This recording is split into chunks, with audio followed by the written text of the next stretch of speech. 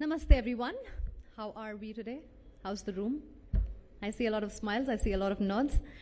Welcome, welcome, welcome. Namaste everyone. Good evening and a very warm welcome to Namaste Web3, presented by Forbes India, CoinDCX, supported by Bharat Web3 Association. With Namaste Web3, we focus on making India Web3 ready. I'm your host, Mukta Kalra. And we're going to be talking about everything decentralized finance. Decentralized finance has been a major trend in the blockchain world and crypto world over the past few years. And with the advent of smart contracts and decentralized application, DeFi has become a reality, providing users with a range of financial services, transparent and accessible to everyone. Today, in our Namaste Web3 Ahmedabad chapter, we will be attempting to unfold why the next decade will belong to DeFi. Before we begin our proceedings for the evening, we have a brief announcement to make. We have created a Telegram channel, Namaste Web3 Movement, where we'll keep the dialogue on, we'll keep you updated about our next initiatives, our subsequent chapters. So we would like to invite all of you to join this channel. You can scan the code right here and join us. For those of you who are also joining us virtually, this is your chance to be participative. Scan the code, join us, and be part of the journey. All right. I would also like to take this opportunity to thank Mr. Dilip Shenoy, Chairman, Bharat Web3 Association, for joining us. It was a great opportunity to have met you last time in Pune, and again, you are here, sir. Thank you so much for taking out time for this.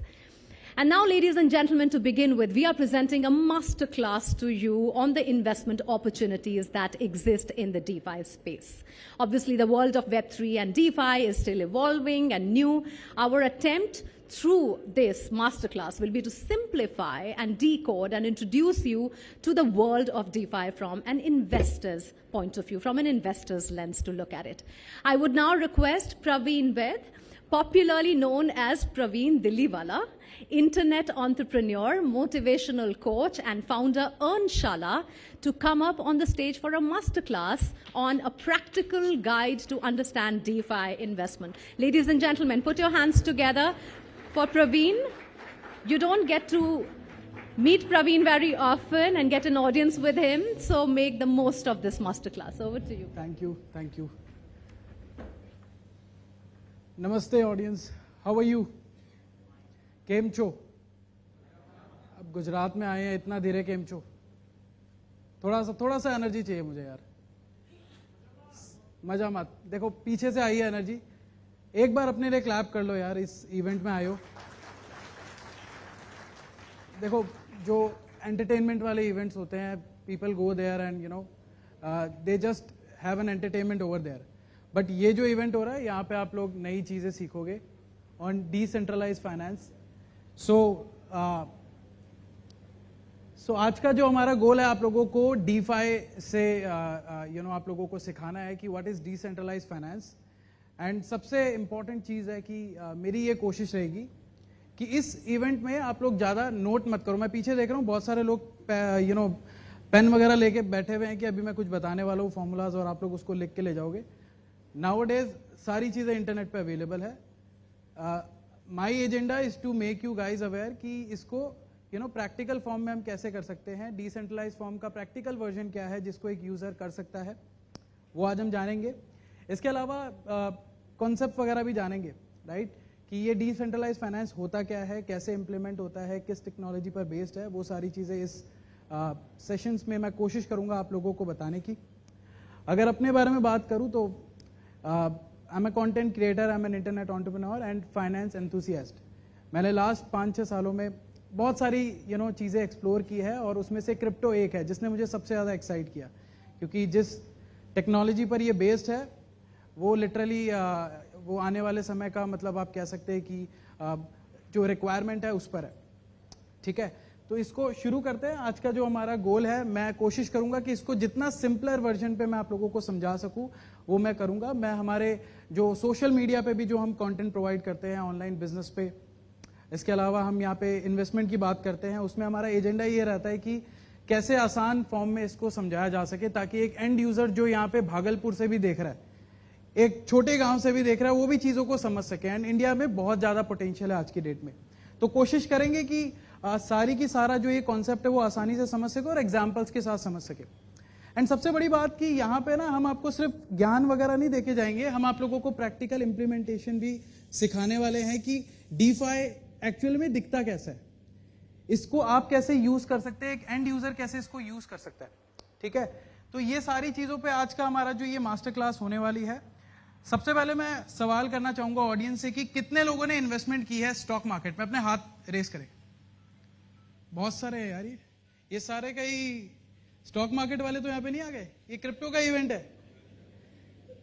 अच्छा ठीक है, चलो crypto की बात कर लेते हैं। Crypto में कितने लोगों ने इन्वेस्टमेंट किया है, रेज योर हैंड्स। थोड़ा सा नंबर कम है बट कोई नहीं, आने वाले 5 सालों में नंबर चेंज होगा। क्रिप्टो का जो सीन है वो ऐसा रहता है कि हर 3 साल में नंबर बढ़ जाते हैं जैसे जैसे क्रिप्टो बढ़ता है। सो खैर, डीफाई एप्लीकेशंस को कितने लोगों ने एक्सपीरियंस किया है या यूज किया है, रेज योर हैंड्स। देखो बड़े नंबर कम है यहाँ पे, कोई बात नहीं, इसीलिए हम यहाँ पर है डीफाई को समझने के लिए, right, that's why we are here.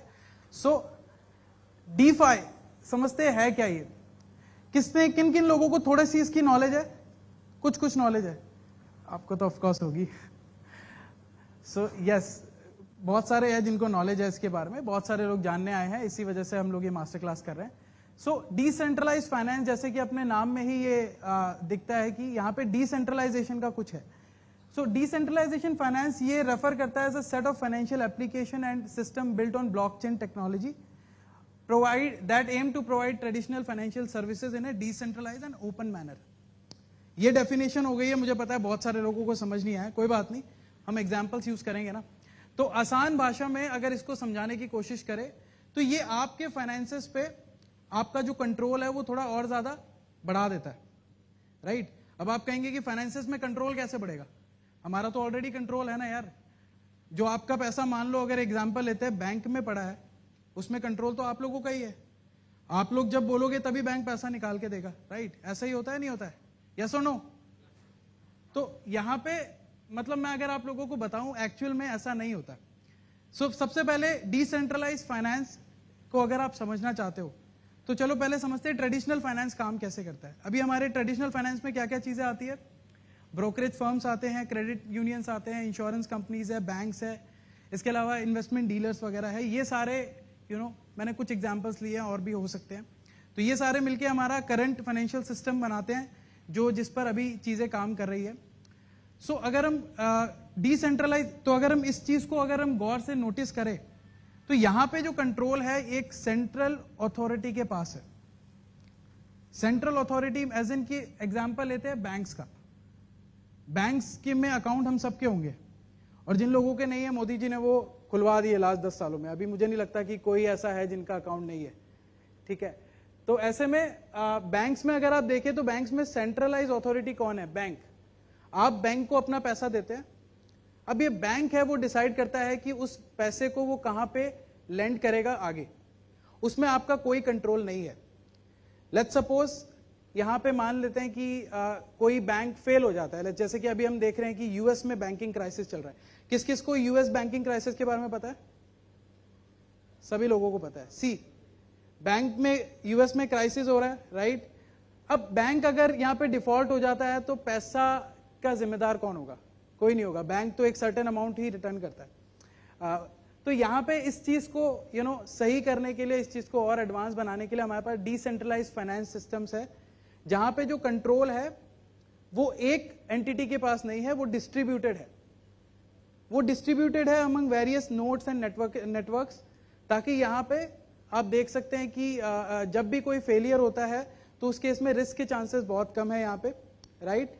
और यहाँ पे अगर हम बात करें बैंक्स की भी, तो जैसा मैंने बताया कि बैंक्स के कुछ ड्रॉबैक्स है कि वहां पे पैसा जो है आपके कंट्रोल में नहीं है। बट डिसेंट्रलाइज फाइनेंसेस की बात करें तो वहां पे आपके अपने पैसे पर पूरा का पूरा कंट्रोल है।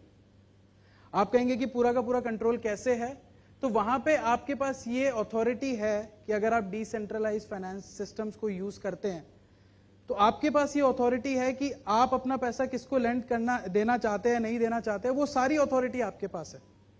ये जो इसका एक फीचर है इसको स्मार्ट बनाता है, एडवांस बनाता है, और मुझे लगता है कि यही चीज जो है इसको पॉपुलर भी कर रही है। लास्ट कुछ सालों में ये बहुत पॉपुलर हो रहा है, राइट। सो ऐसे में यहां पे इसका एक और बेस्ट एग्जांपल है क्रिप्टो करेंसीज। बिटकॉइन के बारे में तो सबको पता होगा, राइट। ऐसा तो कोई नहीं है जिसको बिटकॉइन के बारे में नहीं पता, सबको पता है बिटकॉइन के बारे में।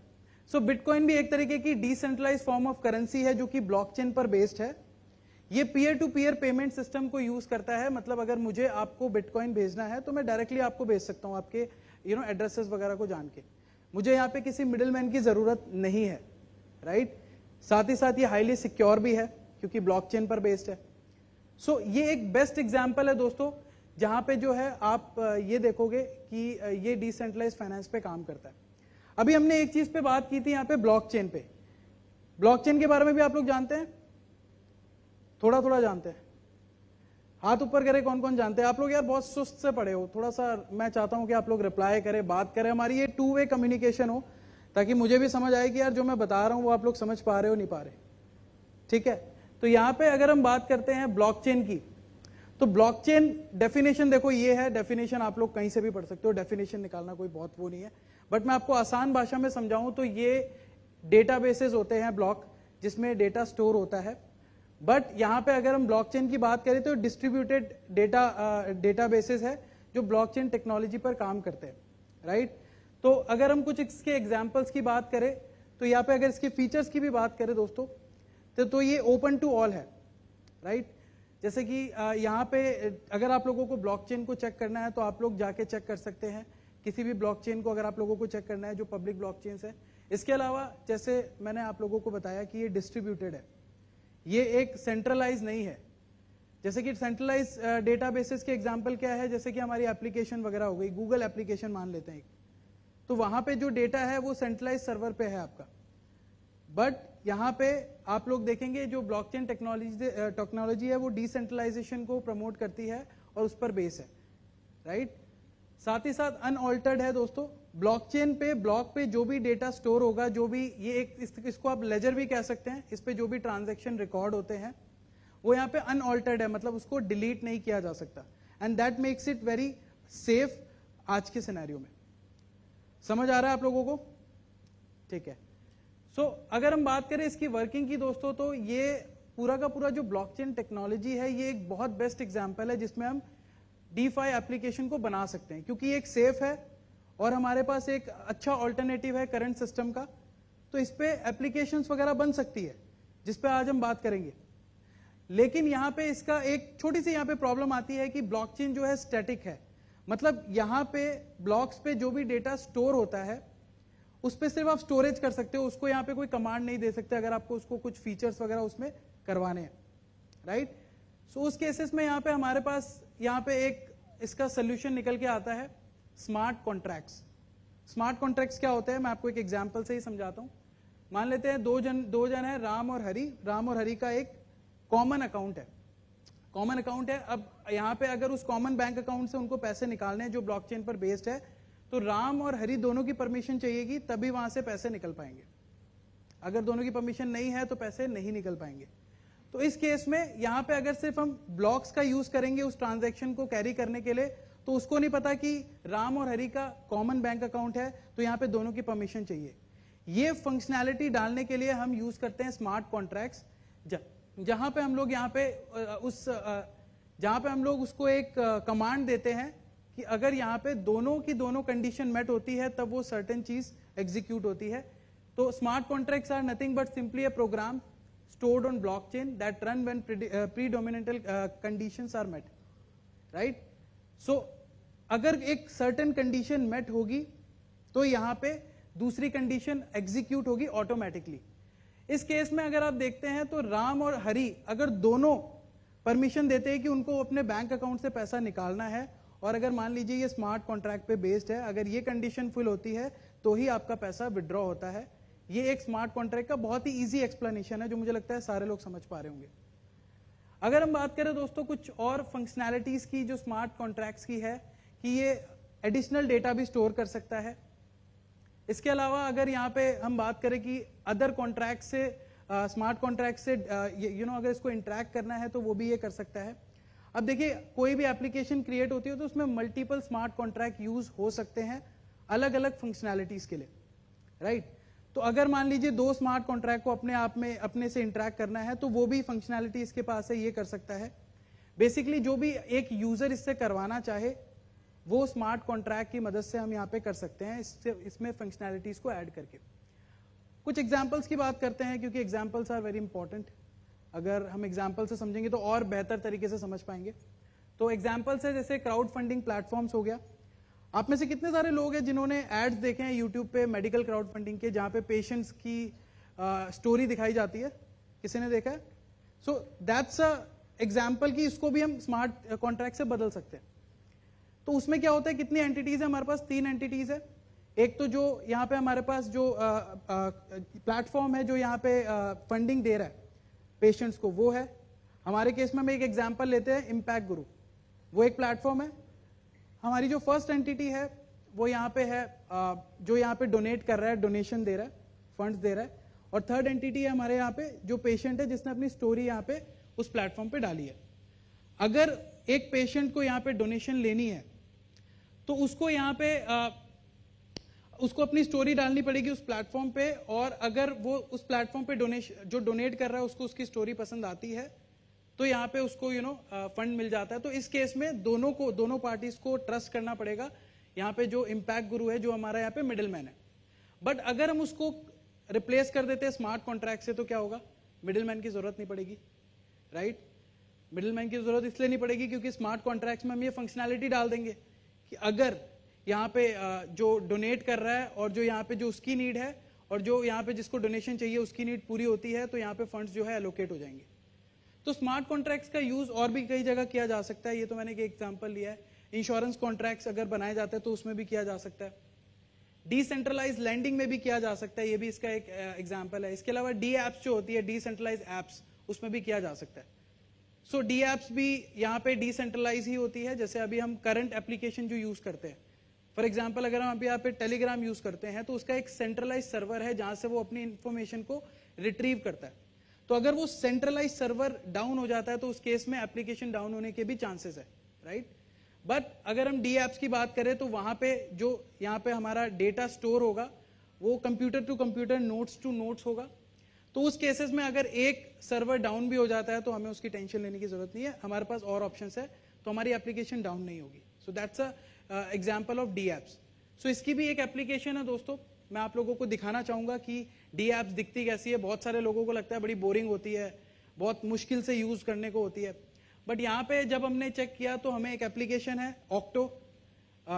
ये जो एप्लीकेशन है ये आप लोगों को हेल्प करती है जिससे आप डी एप्स को एक्सेस कर सकते हैं, राइट। सो ऑक्टो एक न्यूली लॉन्च एप्लीकेशन है जो इस फील्ड में काम कर रही है। एक एडवांस एप्लीकेशन है जो इस पर बेस्ड है, इस टेक्नोलॉजी पर, और एक तरीके का डीफाई वॉलेट आप इसको कह सकते हैं।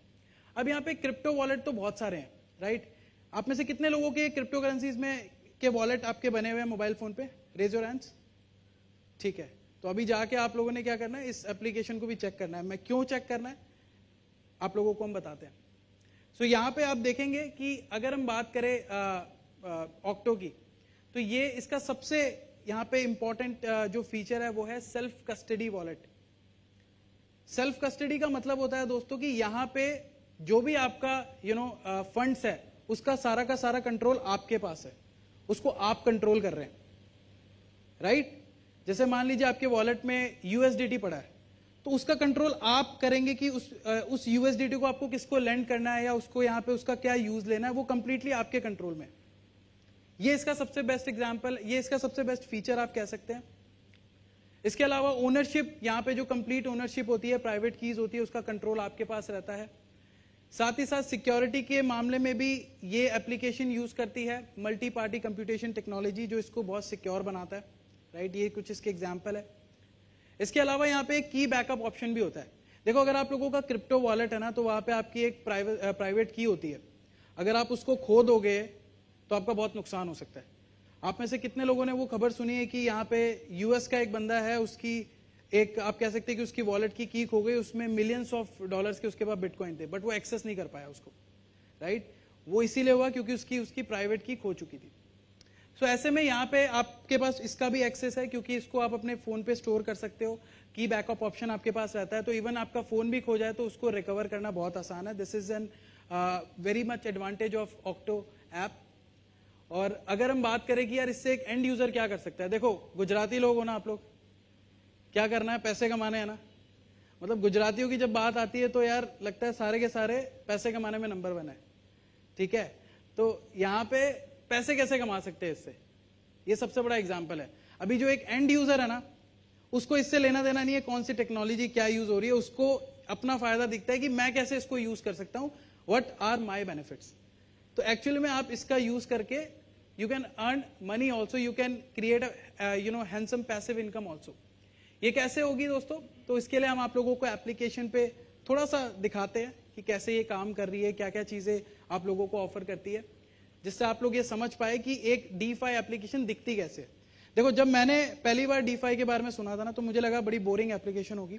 उसके बाद मैंने काफी एप्लीकेशन यूज की, जो इंटरनेशनल एप्लीकेशन है वो भी मैंने यूज करके देखी, तो मुझे ना मतलब मुझे बाद में पता लगा कि यार डीफाई एप्लीकेशन भी बहुत इजी टू यूज हो सकती है। And this is one of the example कि अगर आप एप्लीकेशन को चेक करेंगे, ये by the way play store और ऐप स्टोर दोनों पे अवेलेबल है, आप जाके चेक करेंगे तो आप डिफरेंस नहीं बता पाएंगे कि ये कोई डीफाई पर बेस्ड ऐप है, या आपको ये हेल्प करती है डीफाई एप्लीकेशन को एक्सेस करने में, कोई डिफरेंस नहीं है। आप iOS और प्ले स्टोर पे ये अवेलेबल है। सो आप जाके अकाउंट वगैरह क्रिएट कर सकते हैं। इस तरीके का बेसिकली इनका यूजर इंटरफेस दिखाई देता है। आप बता नहीं पाएंगे कि ये एक डीफाई एप्लीकेशन है या फिर नॉर्मल एप्लीकेशन है। अगर हम इसके फीचर्स की बात करें दोस्तों, तो यहां पे आप लोगों को दो मेन फीचर मिल जाते हैं जो आपकी हेल्प करते हैं to create a passive income, ठीक है। अर्न और ट्रेड का बाय और डिपॉजिट जो ऑप्शंस है वो भी आप लोगों को यहाँ पे मिल ही जाते हैं। इसके अलावा मल्टी एक्सचेंज सपोर्ट भी आपको यहाँ पे मिल जाता है। तो मतलब अगर आपका वॉलेट दो एक्सचेंज को सपोर्ट कर रहा है, आपके पैसे तीसरे एक्सचेंज में आपका फंड्स, तो वो प्रॉब्लम भी ये सॉल्व करता है कि यहाँ पे आप लोगों को मल्टी एक्सचेंज जो सपोर्ट यहाँ पे मिलता है। तो अर्न सेक्शन की बात करते हैं दोस्तों कि यहाँ पे हमारे लिए क्या है दोस्तों। जब आप अर्न सेक्शन पे क्लिक करोगे दोस्तों, तो यहाँ पे आप लोगों को स्टेकिंग का एक ऑप्शन मिलता है। बैंक्स वगैरह पे एफडी जनरली सबको पता है कि एफडीज कैसे काम करती है। आप अपना पैसा बैंक के पास रखते हैं, बैंक उस पर आपको इंटरेस्ट देता है। तो यही कॉन्सेप्ट दोस्तों क्रिप्टो वर्ल्ड में भी जो है अप्लाई हो सकता है थ्रू स्टेकिंग, जहां पे आप किसी एक कॉइन या टोकन को होल्ड करके रखते हैं, उसमें आपको इंटरेस्ट मिलता है and you don't have to do any job. आपको कोई ट्रेड नहीं करना है, आपको कुछ नहीं करना है, राइट। सबसे सिंपलर वे है अगर आप इससे पैसिव इनकम क्रिएट करना चाहते हैं तो वो यही है। देखिए मेरे सोशल मीडिया पे ना मिलियंस ऑफ फॉलोअर्स है। ज्यादातर लोग मुझसे क्या पूछते हैं कि सर क्रिप्टो ना मतलब अच्छा सही तो टेक्नोलॉजी है, सिक्योर भी है, बट वॉलेटाइल बहुत है, रिस्क बहुत सारा है, तो उसको कैसे सॉल्व किया जाए। तो स्टेकिंग एक ऑप्शन है जिससे आप रिस्क कम कर सकते हैं यहाँ पे, राइट, रिस्क मैनेज कर सकते हैं, क्योंकि यहाँ पे आप लोगों को जो रिटर्न्स है बता दिए जाते हैं। तो जैसे कि एग्जांपल लेते हैं कि हम USDT जो टोकन है, अगर आप उस पर क्लिक करोगे तो यहाँ पे आप लोगों को परसेंटेज दिया हुआ है सामने कि कितने परसेंटेज आपको रिटर्न यहाँ पे मिल सकता है। जैसे USDT की बात करें तो 5.52 एनुअल परसेंटेज यील्ड है, यानी कि एनुअल रिटर्न आपको यहाँ मिल रहा है, राइट। उसके बाद आप नीचे ऑप्शंस देखेंगे पेयर्स के, जो USDT के साथ बने हुए हैं, जहां पे आपका पैसा इन्वेस्ट होता है, और उसमें क्या रिटर्न आप लोगों को मिल रहा है वो भी सामने आप लोगों को दिखा रहे हैं। जैसे कि आप देख सकते हैं USDT BUSD में आपको 14.72% का यहाँ पे रिटर्न मिल रहा है, USD BNB पे 4.47% का रिटर्न मिल रहा है। सो ये एक एग्जाम्पल है दोस्तों कि आपके पास कंट्रोल है कि आपको किस में इन्वेस्ट करना है। यहाँ पे जो सिस्टम है, ये प्लेटफॉर्म आपको ये नहीं कह रहा कि आपको पैसा कहीं और इन्वेस्ट करना है, ये आप डिसाइड करोगे अपने रिस्क एपेटाइट से कि आपको अपना पैसा कहाँ इन्वेस्ट करना है, कैसे इन्वेस्ट करना है। तो जैसा कि मैंने आप लोगों को बताया था कि ऑक्टो के थ्रू आप डी एप्स को डिसेंट्रलाइज फाइनेंस की एप्लीकेशन को एक्सेस कर सकते हो, वो इस तरीके से कर सकते हो कि यहाँ पे कंट्रोल आपके पास है, यहाँ प्लेटफॉर्म डिसाइड नहीं कर रहा है, and that makes Octo app different from other applications present in the market. So आप देख सकते हैं, आप किसी पे भी क्लिक करेंगे दोस्तों, तो उसके बाद आप लोगों से पूछेगा आपको कितना इन्वेस्ट करना है, रिस्क डिटेल्स आपसे पूछेगा, स्टेकिंग डिटेल्स आप लोगों को यहाँ पे दिखाएगा। सारी चीजें ट्रांसपेरेंट है दोस्तों, कोई चीजें यहाँ पे आप लोगों से छुपाएगा नहीं, जो कि ये प्लेटफॉर्म इसका आप कह सकते हैं कि एक बड़ा एडवांटेज है डीफाई का, कि यहाँ पे चीजें जो है बहुत ही ट्रांसपेरेंट रहती है, राइट। सो यहाँ पे आप सारी चीजें चेक करने के बाद आप डायरेक्टली इन्वेस्ट कर सकते हैं अपने मोबाइल फोन से भी। और अगर आप किसी पेयर्स में इन्वेस्ट करना चाहते हैं तो पेयर्स में इन्वेस्ट करने का भी तरीका यही है। आप जैसे कि चेक कर सकते हैं कि आपको किसी भी पेयर पे क्लिक करना है, उसके बाद उससे रिलेटेड सारी की सारी इंफॉर्मेशन आपको दिख जाएगी कि उसका टाइप क्या है, उसमें कितनी फीस आपको चार्ज हो रही है, कितना वॉल्यूम रहा है 24 आवर्स में, वो सारी की सारी चीजें आप आसानी से चेक कर सकते हैं और यहाँ पे डायरेक्टली इन्वेस्ट भी कर सकते हैं। सो ये आप देखेंगे कि एक बेस्ट एग्जाम्पल है जिससे आप एक्सेस कर सकते हैं। ऑक्टो जो एक एग्जाम्पल हम आप लोगों को यहाँ पे दिखा रहे हैं जिससे आसानी से एक्सेस किया जा सकता है, मतलब डिसेंट्रलाइज फाइनेंस की एप्लीकेशंस को। अब इसके अलावा अदर कोई अपॉर्चुनिटी है यहाँ पे हमारे पास? ऑफ कोर्स ट्रेडिंग तो हमारे पास एक अपॉर्चुनिटी है ही है। जो यहाँ पे क्रिप्टो में ट्रेड करना चाहता है वो भी यहाँ से ट्रेड कर सकता है, वो हमने आप लोगों को ऑलरेडी दिखा दिया था। तो अभी ऑक्टो में अगर आप देखोगे तो ये दो मेन फीचर्स है जिसके थ्रू आप यहाँ पे you can create a passive income also. आज की डेट में passive income is a requirement nowadays, क्योंकि अगर आप ये नहीं करोगे so you can't able to make save money.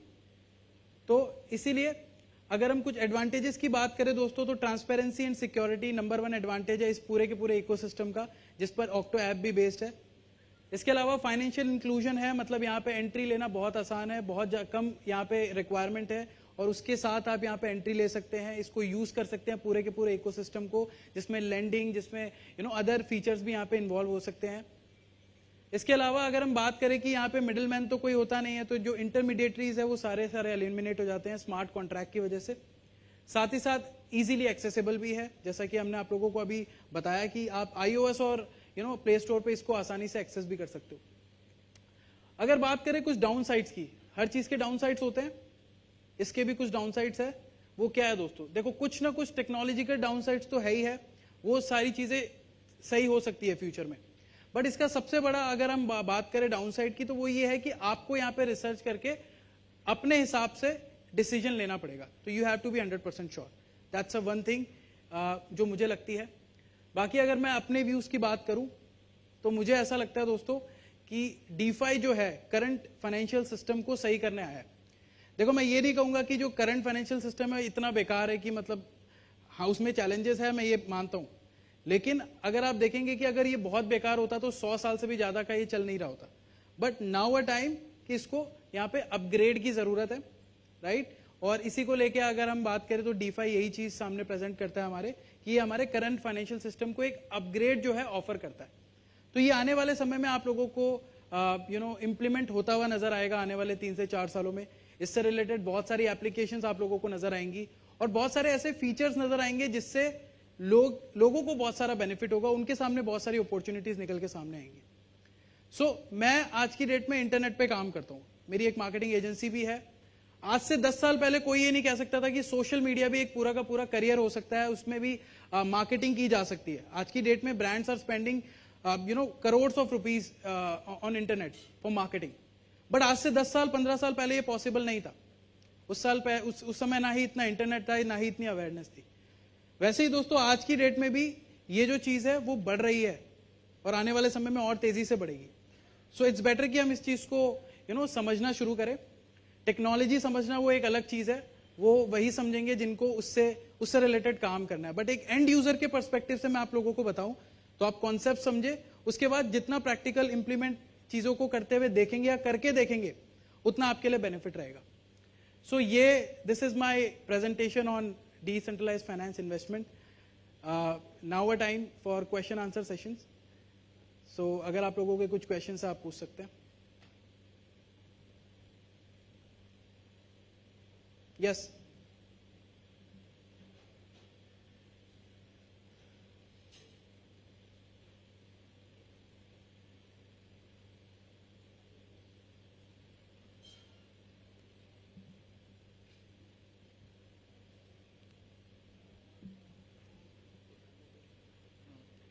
Hello Praveen भाई। हाय। मजे में? बिल्कुल मजा में यार। Perfect. I just wanted to ask, when we talk about security in DeFi, any thoughts on that? Because if we see the market cap of DeFi, it's रफली $50 billion और last year ही $5 से $6 बिलियन का hack हुआ था, which is like 10% of the total market cap. तो अगर इतना risk है, हैक हो रहे हैं, तो एक रिटेल ट्रेडर क्यों जाएगा डीफाई के अंदर? देखो करंट ये जो अगर आप हमारा बैंकिंग सिस्टम देते हो इसकी जो मार्केट वैल्यू है ये बहुत ज़्यादा है जो अभी अगर हम इसको देख रहे हैं and this is the starting stage. मैं ये नहीं कह रहा कि इसमें कोई सिक्योरिटी कंसर्न्स ही नहीं है बट अगर आप कंपेयर करते हो इसको करंट फाइनेंशियल सिस्टम से सो ये बहुत ज़्यादा सिक्योर है। सो ये एक इम्पॉर्टेंट चीज़ मुझे लगती है यहाँ पे। I mean बहुत ज़्यादा सिक्योर है और 10% मार्केट कैप हैक हो रही है। Can you like just elaborate this a little bit? So yeah, I just add, I think you're right, बहुत hacks हो रहे हैं बट ये अगर आप देखो financial system has evolved over 150 years. उस 150 इयर्स में बहुत ड्रास्टिक अगर आप जाके देखोगे DeFi has been only there for 3 or 4 years, right? But जो इसमें जो बेस्ट पार्ट ये है कि एक बार एक हैक होता है उसको अगर ब्लॉक करते हो तो एक्चुअली वो वाला हैक फिर से किसी भी एप्लीकेशन पे नहीं होता, एवरीबॉडी ब्लॉक्स इट। जबकि बैंक में क्या होता है एक हैक होता है वो वाला एक हैक 10 साल तक हर बैंक में होता रहेगा। So the speed of evolution is very fast. 100% it is early stages but will actually become better and better much faster. So I am very hopeful 1 or 2 years में ये सारी प्रॉब्लम सॉल्व हो जाएंगी। Teething problem तो होती है हर technology में, कोई ऐसा कोड नहीं होता बग नहीं होता।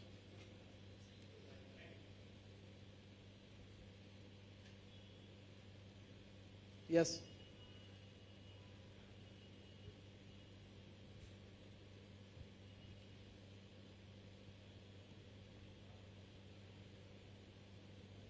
Hello. Hi, Praveen ji. Hi. Firstly, thank you for such a wonderful session. It Thank was really, we got to know a lot of things. मेरा एक छोटा सा सवाल है, जैसे हम कहते हैं कि हम स्टॉक मार्केट और इक्विटी में इन्वेस्ट करते हैं। Okay, sorry, I did not know, I had to stand up. Okay, so जैसे हम स्टॉक मार्केट में इन्वेस्ट करते हैं तो स्टॉक मार्केट में हम किसी एक कंपनी का शेयर खरीदते हैं, उसकी एक अंडरलाइन वैल्यू है, right? That company is doing something और वो कुछ कर रही है जिसका एक पोटेंशियल हमें दिख रहा है। What I want to understand from you कि जब हम DeFi में किसी भी एक स्पेसिफिक करेंसी को परचेज करते हैं, राइट, तो उसमें वो क्या अंडरलाइंग है जिसकी वजह से उस करेंसी में वो अपसाइड दिखे, या थोड़ा अगर आप इसके ऊपर कुछ बताएं तो। So as far as I know जो करेंसीज है यहाँ पे जो क्रिप्टो करेंसीज है that works on a particular project और सिस्टम और यहाँ पे जो उसकी वैल्यू डिफाइन होती है दैट इज बेस्ड ऑन कि उसकी मार्केट में डिमांड कितनी है और वो किस प्रॉब्लम को सॉल्व कर रहा है, वो किस बेसिस में मार्केट पे आया है, right? This is the main thing जहाँ पे हम सो जस्ट टू अंडरस्टैंड कि अगर दैट मीन्स कि अगर कोई specific currency, that means if somebody is building a project in crypto, he needs to necessarily have a token associated with that project. Is that right? I think I would say Gaurav to answer this because ये technical side और ज़्यादा संभाल रहे हैं। No, I would say no. But mostly जो token है, it needs to have a project behind it. So it's the other way around. Okay. So every token should have a project. I mean, there are dog tokens which don't have a project behind it. वो अलग बात है. But mostly everything should have a project behind it. And like he said, you should do your own research and go to the underlying project. Where is the value coming from? Well, And that's what. But there is no one single answer. I think you have to get into intricacies Fair. to actually, just like any stock, you have to research that. thank you, sir. Hi Praveen, hi everyone. Hi. Thanks for the insights on the Web3. Thank you. It was insightful session. So in every financial system, there has to be an authenticity of every party. As you said, in the centralized finance, it's the insurance companies, it's the banks that everybody has a credibility or everybody has an authenticity score.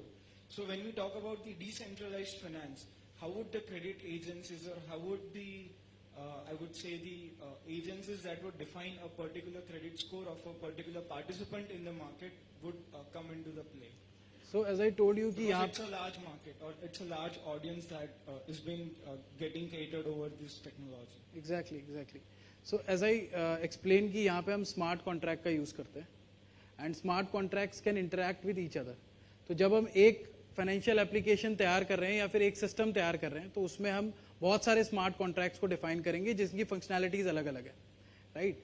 तो जैसा आप कह रहे हो कि अगर हमको किसी को यहाँ पे डिफाइन करना है कि दोनों में रिलेशन क्या है तो हम स्मार्ट कॉन्ट्रैक्ट्स को कनेक्ट कर सकते हैं एक दूसरे से and that's how it can solve the this problem. Just to add, right, I think हमें रेटिंग चाहिए होती है when you don't know what's happening there. In a smart contract, you understand everything. Everything is transparent. So you don't need a rating or a label because there is no black box behind it. So that's really the big difference, I think, between traditional finance and this. The smart contract is like fully transparent. Any other? Yes.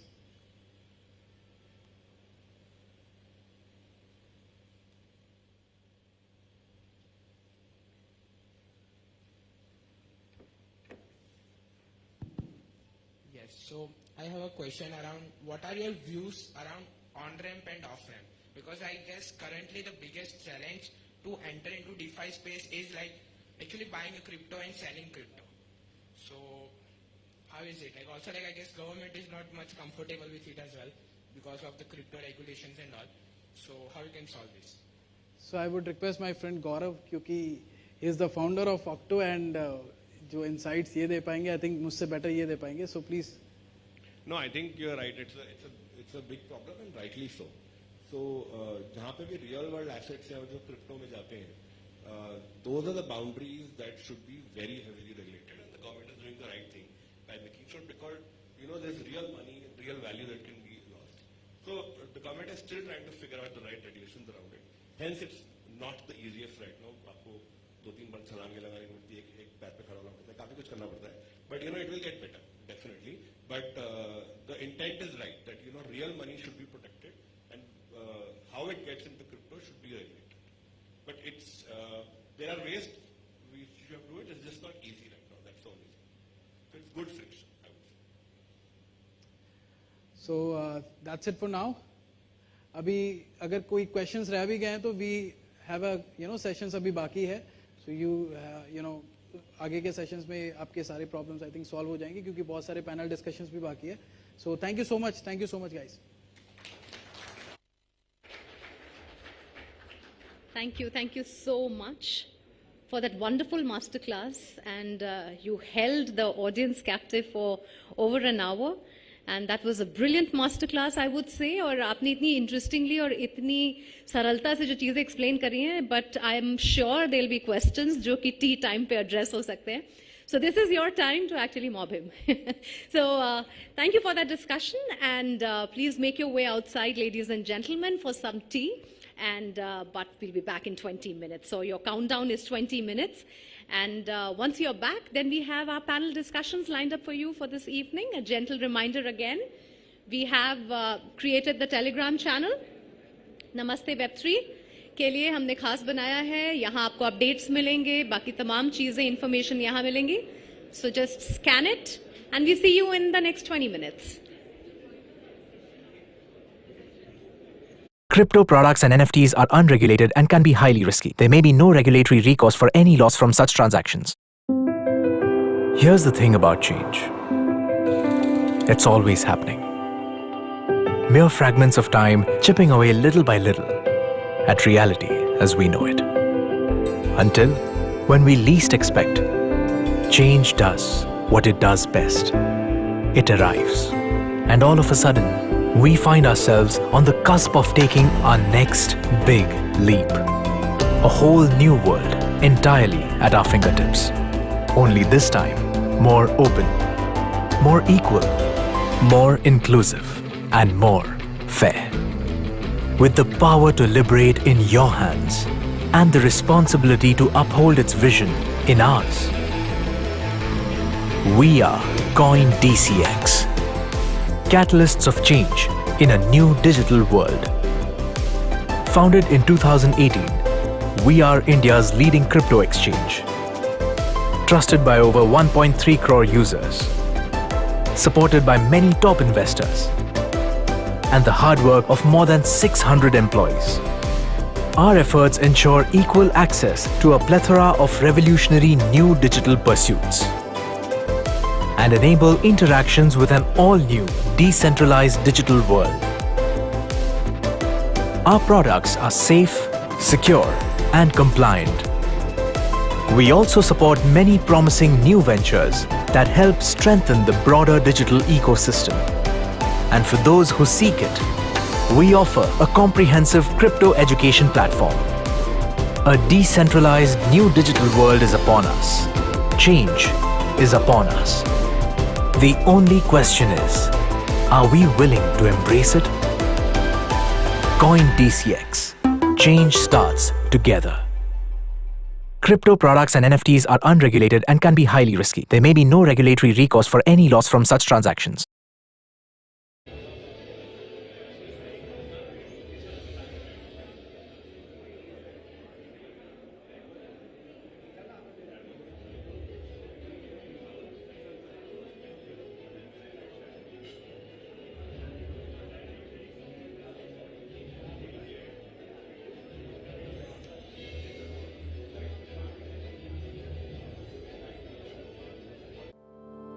In the world of internet, security, transparency and decentralization is the future. Web3 is the epitome of all of this in one. Businesses of all sizes, including large corporations and emerging startups, are all embracing Web3 landscape. But how is Web3 different than the internet that we are currently using? How is Web3 the future of the internet?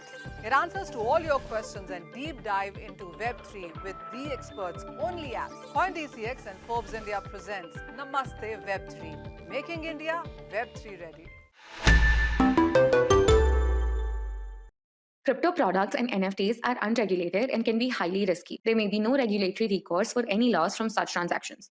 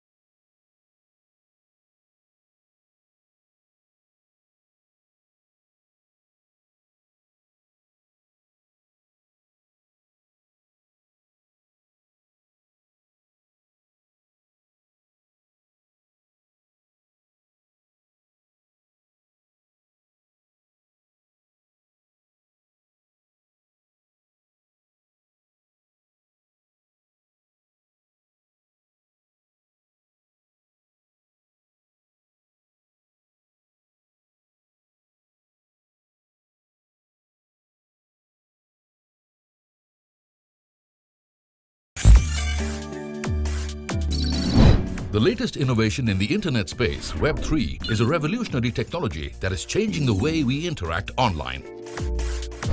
It offers more secure, transparent, and efficient decentralized applications that have the potential to transform various industries. CoinDCX and Forbes India designed Namaste Web3 to introduce the potential of Web3 across India and showcase its benefits.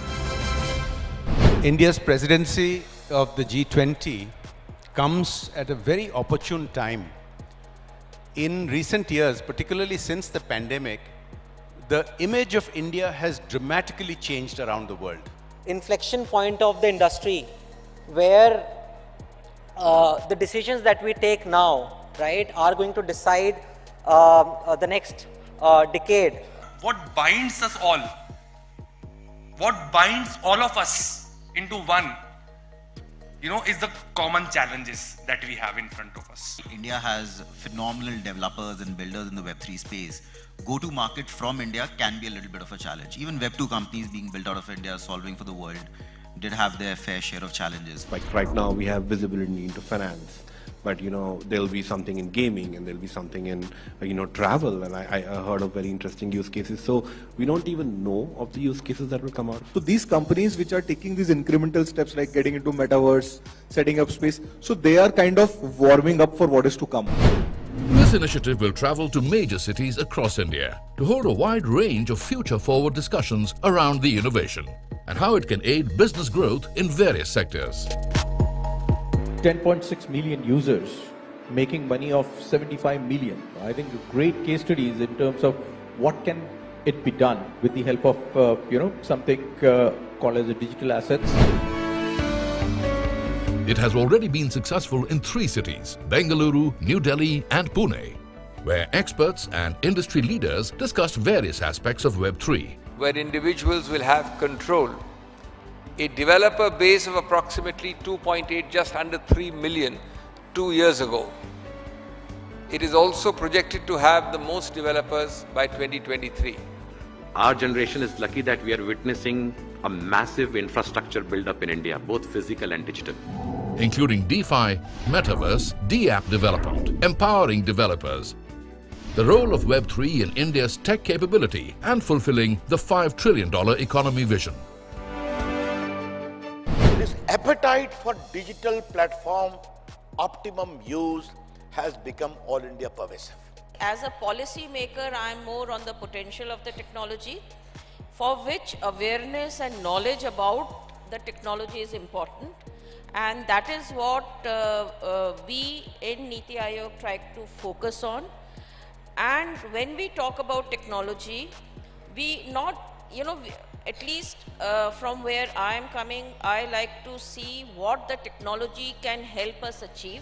Ideas were also exchanged on leveraging India's G20 presidency to develop VDA regulatory principles. I think there are fantastic people in our country who have tremendous experience of working within the Indian and international regulatory system, and we should be harnessing their talent more. Instead of them being on the board of some big finance company, they should be, the Indian government should absorb them and think about, the regulation of for the future. And if we are talking about transparency as innovators, this is the same transparency that we need to show to the regulations as well, to the regulators as well. And I think talent shouldn't have that gender badge or the gender divide at all, when it comes to whether it's blockchain or whether it comes to Web2, whether it comes to AI now. But this is just the beginning. More insightful conversations await in different cities. Join us at Namaste Web3 and be a part of the future of the internet. Well, there's just so much to be done, but I can tell you one thing, with all the events that we've been doing and all the cities that we've been going to and the kind of mix that we get into and the kind of feedback that we get with these events that we're doing,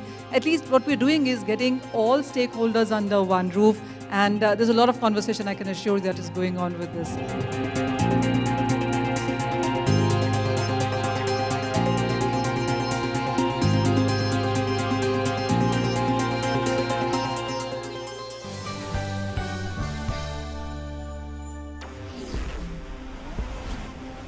Forbes India and CoinDCX present Namaste Web3, making India Web3 ready.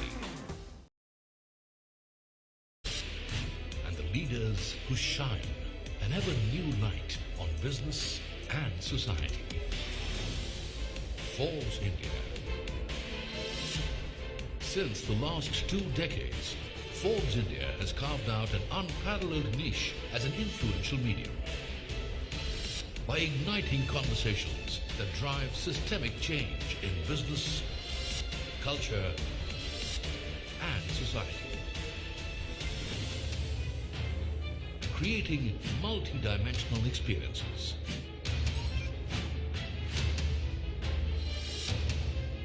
delivering thoughtfully curated premium digital content with its multi-platform approach. Creating unique experiences. Forbes India, influencing the influential.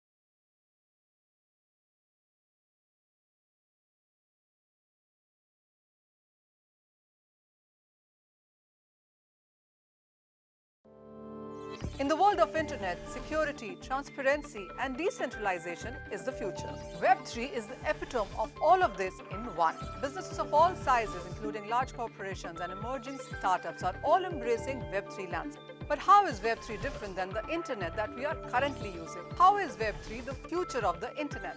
Get answers to all your questions and deep dive into Web3 with the experts only app. CoinDCX and Forbes India presents Namaste Web3, making India Web3 ready. Crypto products and NFTs are unregulated and can be highly risky. There may be no regulatory recourse for any loss from such transactions. Crypto products and NFTs are unregulated and can be highly risky. There may be no regulatory recourse for any loss from such transactions. Here's the thing about change. It's always happening. Mere fragments of time chipping away little by little at reality as we know it. Until, when we least expect, change does what it does best. It arrives. And all of a sudden, we find ourselves on the cusp of taking our next big leap. A whole new world entirely at our fingertips. Only this time, more open, more equal, more inclusive, and more fair. With the power to liberate in your hands and the responsibility to uphold its vision in ours. We are CoinDCX. Catalysts of change in a new digital world. Founded in 2018, We are India's leading crypto exchange. Trusted by over 1.3 crore users. Supported by many top investors. And the hard work of more than 600 employees. Our efforts ensure equal access to a plethora of revolutionary new digital pursuits and enable interactions with an all-new, decentralized digital world. Our products are safe, secure, and compliant.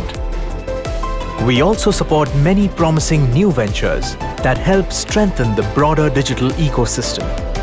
And for those who seek it, we offer a comprehensive crypto education platform. A decentralized new digital world is upon us. Change is upon us.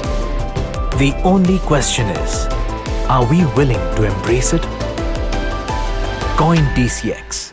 Change starts together. Crypto products and NFTs are unregulated and can be highly risky. There may be no regulatory recourse for any loss from such transactions.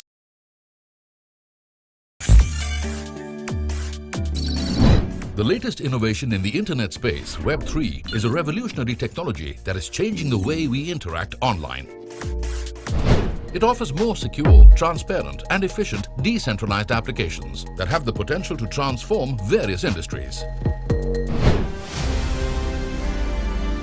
CoinDCX and Forbes India designed Namaste Web3 to introduce the potential of Web3 across India and showcase its benefits. India's presidency of the G20 comes at a very opportune time. In recent years, particularly since the pandemic, the image of India has dramatically changed around the world. Inflection point of the industry where the decisions that we take now, right, are going to decide the next decade. What binds us all? What binds all of us into one, is the common challenges that we have in front of us. India has phenomenal developers and builders in the Web3 space. Go-to market from India can be a little bit of a challenge. Even Web2 companies being built out of India, solving for the world, did have their fair share of challenges. Like right now we have visibility into finance, but there'll be something in gaming and there'll be something in travel, and I heard of very interesting use cases. So we don't even know of the use cases that will come out. So these companies which are taking these incremental steps like getting into metaverse, setting up space, so they are kind of warming up for what is to come. This initiative will travel to major cities across India to hold a wide range of future-forward discussions around the innovation and how it can aid business growth in various sectors. 10.6 million users making money of 75 million. I think great case studies in terms of what can it be done with the help of something called as a digital assets. It has already been successful in 3 cities, Bengaluru, New Delhi and Pune, where experts and industry leaders discussed various aspects of Web3. Where individuals will have control. A developer base of approximately 2.8, just under 3 million 2 years ago. It is also projected to have the most developers by 2023. Our generation is lucky that we are witnessing a massive infrastructure build-up in India, both physical and digital. Including DeFi, Metaverse, DApp development, empowering developers, the role of Web3 in India's tech capability and fulfilling the $5 trillion economy vision. This appetite for digital platform optimum use has become all India pervasive. As a policy maker, I am more on the potential of the technology, for which awareness and knowledge about the technology is important. And that is what we in Niti Aayog try to focus on. And when we talk about technology, at least from where I am coming, I like to see what the technology can help us achieve. Ideas were also exchanged on leveraging India's G20 presidency to develop VDA regulatory principles. I think there are fantastic people in our country who have tremendous experience of working within the Indian and international regulatory system, and we should be harnessing their talent more. Instead of them being on the board of some big finance company, they should be, the Indian government should absorb them and think about, the regulation of for the future. And if we are talking about transparency as innovators, this is the same transparency that we need to show to the regulations as well, to the regulators as well. And I think talent shouldn't have that gender badge or the gender divide at all. When it comes to whether it's blockchain or whether it comes to Web2, whether it comes to AI now. But this is just the beginning. More insightful conversations await in different cities. Join us at Namaste Web3 and be a part of the future of the internet. Well, there's just so much to be done, but I can tell you one thing, with all the events that we've been doing and all the cities that we've been going to and the kind of mix that we get into and the kind of feedback that we get with these events that we are doing, at least what we're doing is getting all stakeholders under one roof. And there's a lot of conversation, I can assure you, that is going on with this.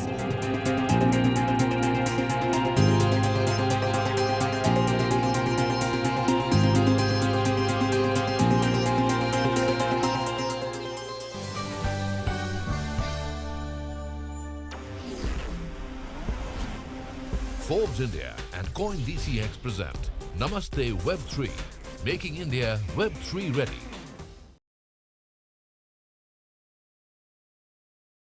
The entrepreneurs who defy destiny. The word startup wasn't known back in 2006, so we thought we were ahead of our time.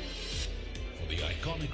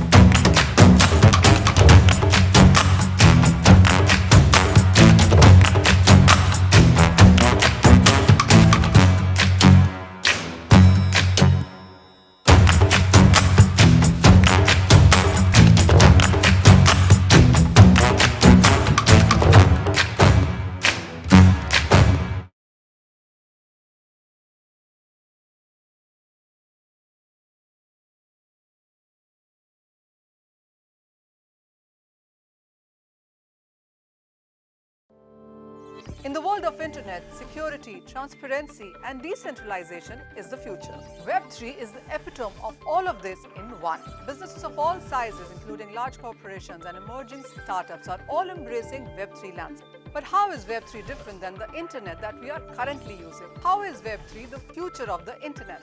Get answers to all your questions and deep dive into Web3 with the experts only app. CoinDCX and Forbes India presents Namaste Web3, making India Web3 ready.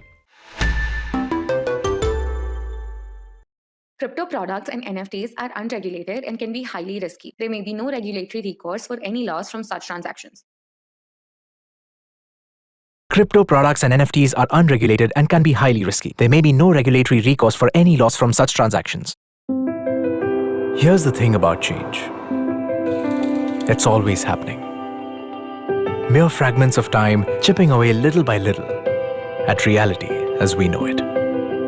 Until, when we least expect, change does what it does best. It arrives. And all of a sudden, we find ourselves on the cusp of taking our next big leap. A whole new world entirely at our fingertips. Only this time, more open, more equal, more inclusive, and more fair. With the power to liberate in your hands and the responsibility to uphold its vision in ours. We are CoinDCX, catalysts of change in a new digital world. Founded in 2018, we are India's leading crypto exchange. Trusted by over 1.3 crore users. Supported by many top investors. And the hard work of more than 600 employees. Our efforts ensure equal access to a plethora of revolutionary new digital pursuits. And enable interactions with an all-new, decentralized digital world. Our products are safe, secure, and compliant. We also support many promising new ventures that help strengthen the broader digital ecosystem. And for those who seek it, we offer a comprehensive crypto education platform. A decentralized new digital world is upon us. Change is upon us. The only question is, are we willing to embrace it? CoinDCX. Change starts together. Crypto products and NFTs are unregulated and can be highly risky. There may be no regulatory recourse for any loss from such transactions.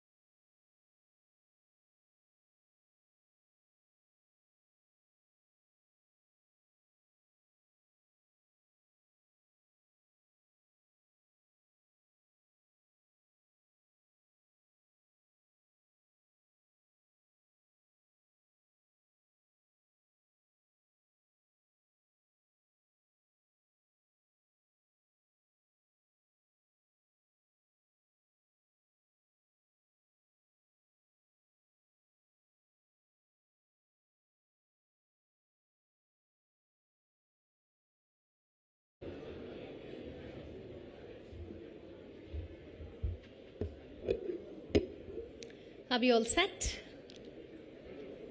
Fantastic. All right. Hello and a very warm welcome back to Namaste Web3, presented by Forbes India, CoinDCX, supported by Bharat Web3 Association. Now, decentralized finance is set to revolutionize the financial industry in the next decade. DeFi offers benefits such as faster transactions, lower fees, greater transparency. And as DeFi continues to evolve and mature, it has the potential to transform traditional finance and offer new financial opportunities globally, right? Now, the next decade is poised to be a critical period for DeFi, as it grows and shapes the financial industry to better serve the needs of individuals and businesses. Now, before we start the proceedings for the evening, let's look at the journey so far of Namaste Web3. The latest innovation in the internet space, Web3, is a revolutionary technology that is changing the way we interact online. It offers more secure, transparent, and efficient decentralized applications that have the potential to transform various industries. CoinDCX and Forbes India designed Namaste Web3 to introduce the potential of Web3 across India and showcase its benefits. India's presidency of the G20 comes at a very opportune time. In recent years, particularly since the pandemic, the image of India has dramatically changed around the world. Inflection point of the industry where the decisions that we take now, right, are going to decide the next decade. What binds us all? What binds all of us into one, is the common challenges that we have in front of us. India has phenomenal developers and builders in the Web3 space. Go-to-market from India can be a little bit of a challenge. Even Web2 companies being built out of India, solving for the world, did have their fair share of challenges. Like right now, we have visibility into finance, but there'll be something in gaming, and there'll be something in travel, and I heard of very interesting use cases. So we don't even know of the use cases that will come out. So these companies which are taking these incremental steps like getting into metaverse, setting up space, so they are kind of warming up for what is to come. This initiative will travel to major cities across India to hold a wide range of future-forward discussions around the innovation and how it can aid business growth in various sectors. 10.6 million users making money of 75 million. I think great case studies in terms of what can it be done with the help of something called as a digital assets. It has already been successful in 3 cities, Bengaluru, New Delhi and Pune, where experts and industry leaders discussed various aspects of Web3. Where individuals will have control. A developer base of approximately 2.8, just under 3 million 2 years ago. It is also projected to have the most developers by 2023. Our generation is lucky that we are witnessing a massive infrastructure build-up in India, both physical and digital.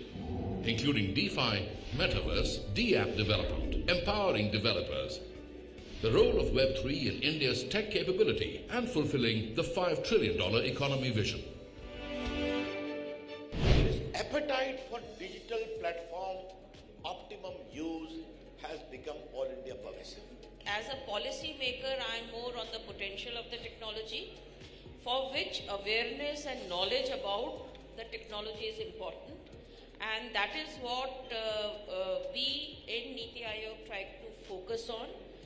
And when we talk about technology, we not, at least from where I am coming, I like to see what the technology can help us achieve.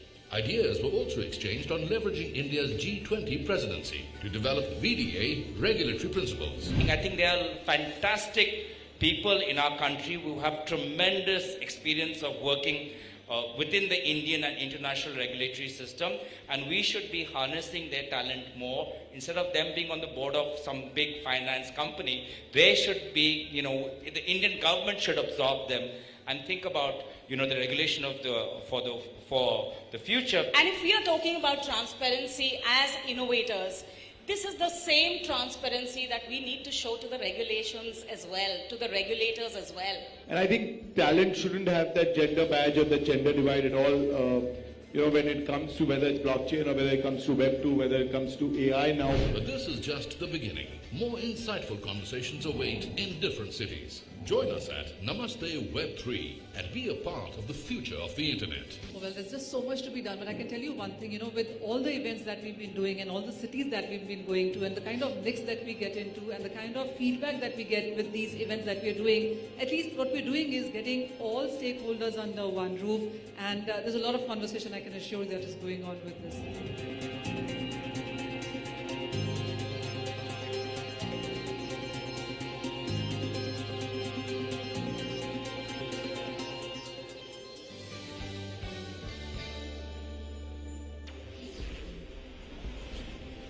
Forbes India and CoinDCX present Namaste Web3, making India Web3 ready. And as Manisha said, many conversations, and we have an evening packed of those conversations for all of you.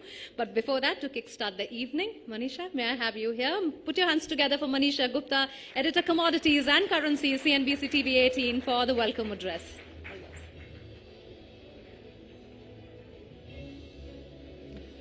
Hello and a very warm welcome and Namaste Web3 Ahmedabad edition. Our earlier events in Pune, Bengaluru and Delhi got together the industry leaders and policymakers on the same platform. In Ahmedabad today, let's take a step ahead and converse about the revolution that decentralized finance can bring upon us and offer new financial opportunities globally. DeFi encompasses a wide range of financial applications that can be built on blockchain technology. This transition is taking place, and DeFi shouldn't be thought of as an interesting concept, but an active transformation that is taking place even as we speak here today. DeFi is indeed the future of finance, which is decentralized, transparent, and accessible. During the event today, we will explore new developments and innovations that are emerging, also discuss importance of user education in DeFi, as also the onboarding of the next 100 million. We hope to have great conversations and look forward to solutions with you here today at Namaste Web3, making India Web3 ready. Thank you.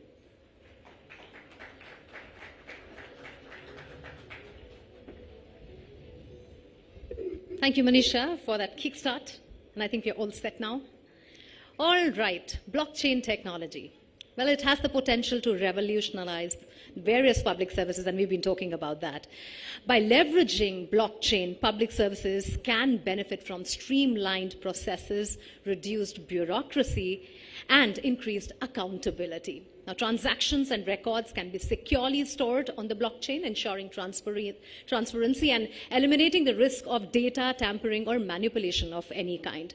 Now, keeping that in mind, issuing caste certificates on blockchain has harnessed the immense power of blockchain technology to create transparent and efficient process and help explore the possibilities of Web3 in various public services in that domain, so to say.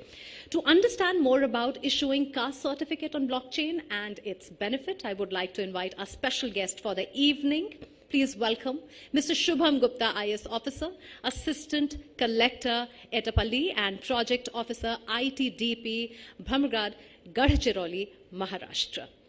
To tell you a little more about him, a graduate in economics from Delhi College of Arts and Commerce, University of Delhi, and masters in economics from Delhi School of Economics, Shubham has achieved great recognition at a very young age, and his brainchild project, issuing caste certificates on blockchain, has been recognized as one of the 75 best practices by Niti Aayog. Shubham, over to you.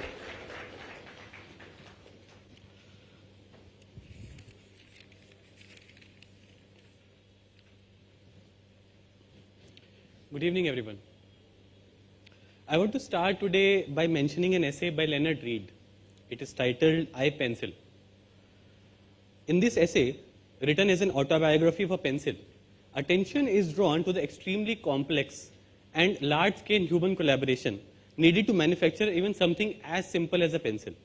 The pencil lists its constituents, including cedar, graphite, lacquer, and describes the interactions required to manufacture these two different processes across different components, from the complex machines that extract graphite to the sweeper in the factory. The book draws attention to the fact that there is no mastermind behind the interaction. The invisible hand of the market, with price signals being its only weapon, is able to collaborate amongst the various entities involved in the market, thinking selfishly of maximizing their own respective gains. Though the parable is instructive, in practice, disagreements could potentially occur at each step, leading to inefficiencies in the market. Such disputes are traditionally addressed by introducing trust in the system through a network of intermediaries to ensure that the entities adhere to something commonly referred to as rules of the game. We thus observe that the markets never needed a mastermind. It needed an impartial and trusted facilitator. Banks, regulatory bodies, and even government perform this role, often through employing a bureaucracy like me to ensure that rules and laws are adhered to and would have the power to recognize and even punish transgressions. Though with development and growth, the complexity of these systems increases, making them more susceptible to inefficiencies such as lack of transparency, rent-seeking, and apathy. Blockchains represent another form of intermediaries, code as a trusted intermediary. By encoding the rules of the game as computer programs, it allows different entities with different interests to collaborate on an immutable ledger. This aspect of blockchain technology is the harbinger in its true promise. It allows seamless transactions that promotes ease of doing business and also ease of living for citizens via disintermediation and reduction of ad hoc bureaucracy. Though it is a nascent technology, the World Economic Forum anticipates that 10% of global GDP will be stored on blockchain by the year 2025. India has a unique strategy for the government to take the lead in creating public digital infrastructure and allowing private sector innovation to leverage it for further development. Just as government builds the roads and sewerage infrastructure in a city and private enterprise constructs buildings. We have created a unique Indian model of digital foundational infrastructure such as Aadhaar, UPI, eSign, DigiLocker, along with digitally enabled tax governance networks such as GSTN and digitally enabled health coverage such as Pradhan Mantri Jan Arogya Yojana. From an Indian use case perspective, blockchain solutions are both appropriately suited for addressing several challenges and will also benefit from the infrastructure created already in line with the Indian vision of minimum government and maximum governance. Taking from there, let me take you through a small case study of a remote yet aspirational location of a project being initiated by us of issuing caste certificates on blockchain in Etapalli, in a district called Gadchiroli, which is often known not for technological initiatives, but primarily for its aspirations, for the remoteness of its locations, and also at times known for Naxal infestation. Please go ahead. Oh, can I change it? All right. So why Web3? It supports the state administration to curb the menace of forgeries. It identifies the right beneficiaries for government systems. When I joined my posting in Gadchiroli in Etapalli about 2 years back, about 23 months ago, the major problem that I encountered was that a lot of government schemes were given to the people on the basis of caste certificates. So in a way, we could say that the caste certificates in Gadchiroli being prominently scheduled tribe dominated was equivalent to an Aadhaar for the place that I was posted in. So it was very important for us that we needed to identify a mechanism wherein these certificates could not be forged or duplicated, and the benefits of the multiple government schemes that were being implemented there could go to the right beneficiaries in the right manner. And hence, it was very important that we had to identify a way to curb the menace of forgeries and identify. We also needed, like the Niti Aayog has been saying, that the government of India has been saying at multiple levels, we need a platform wherein we can decentralize all the government mechanisms. We can identify ways of ensuring deplatformation for resistance for citizens across multiple government schemes. We need publicly accessible information, which is still dependent on human trust, paper records, and data in government cloud repositories, and not easily accessible to the people. We need a transition from fiat information, it's true because I said so, to code-based information. Public blockchains are open state databases that anyone can audit, read, or write on. Public blockchains make the best ledger to commit, to commit and anchor citizen records through impartiality, reliability, immutability, transparency, and it's true democratization of not only government records, but of the entire governance structure in the right sense, because the people are really the owners of whatever the government is doing, and not the government, and not Definitely not the few of us one of whom is standing in front of you today. So why caste certificates, and why am I showing you a picture of Sula Vineyards? Because it's associated with the city where I was posted in and where this whole idea germinated inside me. I was posted in Nashik as Tehsildar. I don't know how many of you are aware, but it's a reasonably senior government officer posted at the block level in a particular district. And therein I had encountered a case in which some strong politician had managed to falsify a caste certificates. And because the government has strict regulations for transfer of government scheduled tribe lands, that person was able to falsify his caste certificate and claim to be a scheduled tribe person, and was able to transact almost 100 acres of land from poor scheduled tribe farmers. And when I encountered this, I was just thinking about it, how can I correct the situation? That time I just had to pass an order to correct the situation, but I wanted to do more. And therein germinated the idea of doing something to ensure that this should never happen.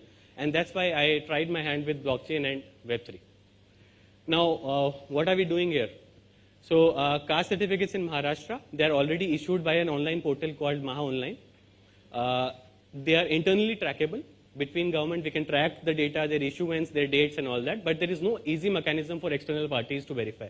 In fact, let me just give you a small example. So, for example, like I said, caste certificate is a very important document for people belonging to scheduled tribes, and especially in a place which is extremely extremely high proportion of scheduled tribes like Gadchiroli.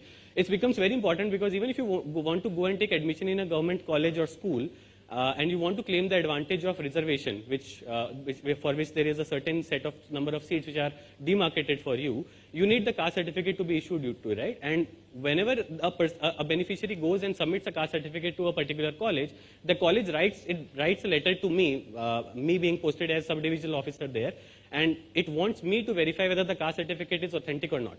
Now, given the sense of bureaucracy that involves in this entire process, what generally happens is the person who wants to take an admission, he or she will go and grab that letter from the college and bring the letter to my office and then ask my office to issue a reply to that letter and then take the letter back to the college and ensure that the letter is authentic and please give me admission into that school or college, right?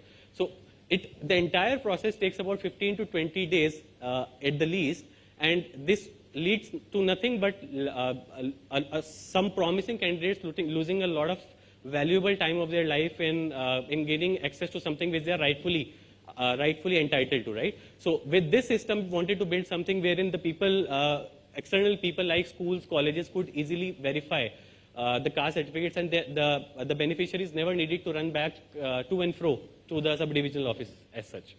It cryptographically commits selective details of every caste certificate, so there are multiple details. We have given a glimpse of what all details we are capturing in this blockchain-based process. It generates a QR code which is unique, consisting of blockchain proofs which are embedded on each caste certificate. I'm going to show you how in the further slides. And there is an open verification system available on the government website of Gadchiroli district, which will enable the entities to instantly authenticate certificates with the help of public blockchain. How? So there are two dApps that we have developed. By the way, before we started this project, I had no idea what dApps were. So I had to actually read and educate myself quite a bit before I could understand how blockchains worked and how dApps worked, and how I had to actually go and explain to multiple people why I did this and what prompted me to educate myself on this. So we built something called an issuance dApp and a verification dApp. The issuance dApp is installed on the sub-divisional officer, who is the single point authority for the entire subdivision to issue caste certificates. And like I said, the verification dApp is hosted on the government website of Gadchiroli district. Now, what does the issuance dApp does? The PDF certificates are already generated by the Maha Online portal of the Maharashtra government. The issuance dApp parses the important field and calculate hashes, the SHA-256 hash of each field. These hashes are irreversible fingerprints of digital data. The issuance dApp further combines all the hashes together to generate a single hash, which is then hosted on the Polygon PS blockchain smart contract and digitally signed by the SDO. Upon successful upload this on the blockchain returns transaction data in the form of a QR code. I'm sorry, this is not working. Yeah. The issuance dApp generates a QR code consisting of blockchain transaction data and the important fields parsed originally to the certificate. This QR code is then appended to the original caste certificate like this. So this was the original certificate. The red boxes are the details that we have captured on the blockchain-enabled system with the help of hashing them. And then because we wanted to reduce the complete total storage space, we wanted to hash all the hashes in the single hash and then upload that on a blockchain system. And we appended a QR code. The QR code can be scanned through the government system, and anybody can get the knowledge of whether the certificate is authentic or not in just a span of 10 seconds instead of 20 to 30 days, what it used to take earlier. Verification app. The process again is, like I said, hosted on the Gadchiroli District Administration.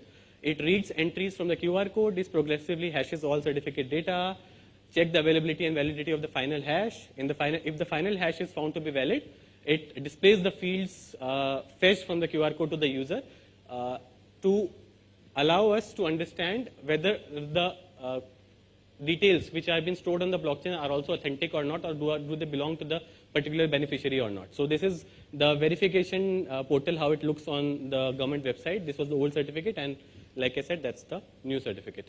This is how the verification details are provided to us. This is the reason why we are providing all these basic details even in the verification mechanism, because we wanted to do away with another problem that we may have been encountered with. So any tampering done by the external party on QR code is going to immediately be caught, because the system will flag the data to us.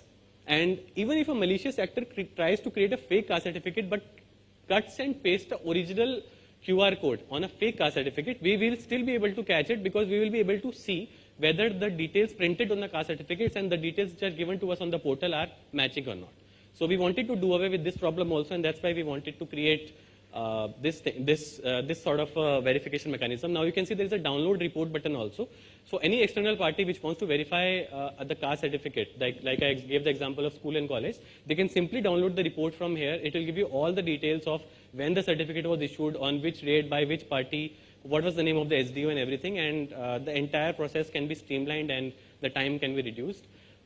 This is the entire flowchart of how the system works. I'm going to save a little time here because I think we are running behind, and just skip this slide and we can probably look at it later.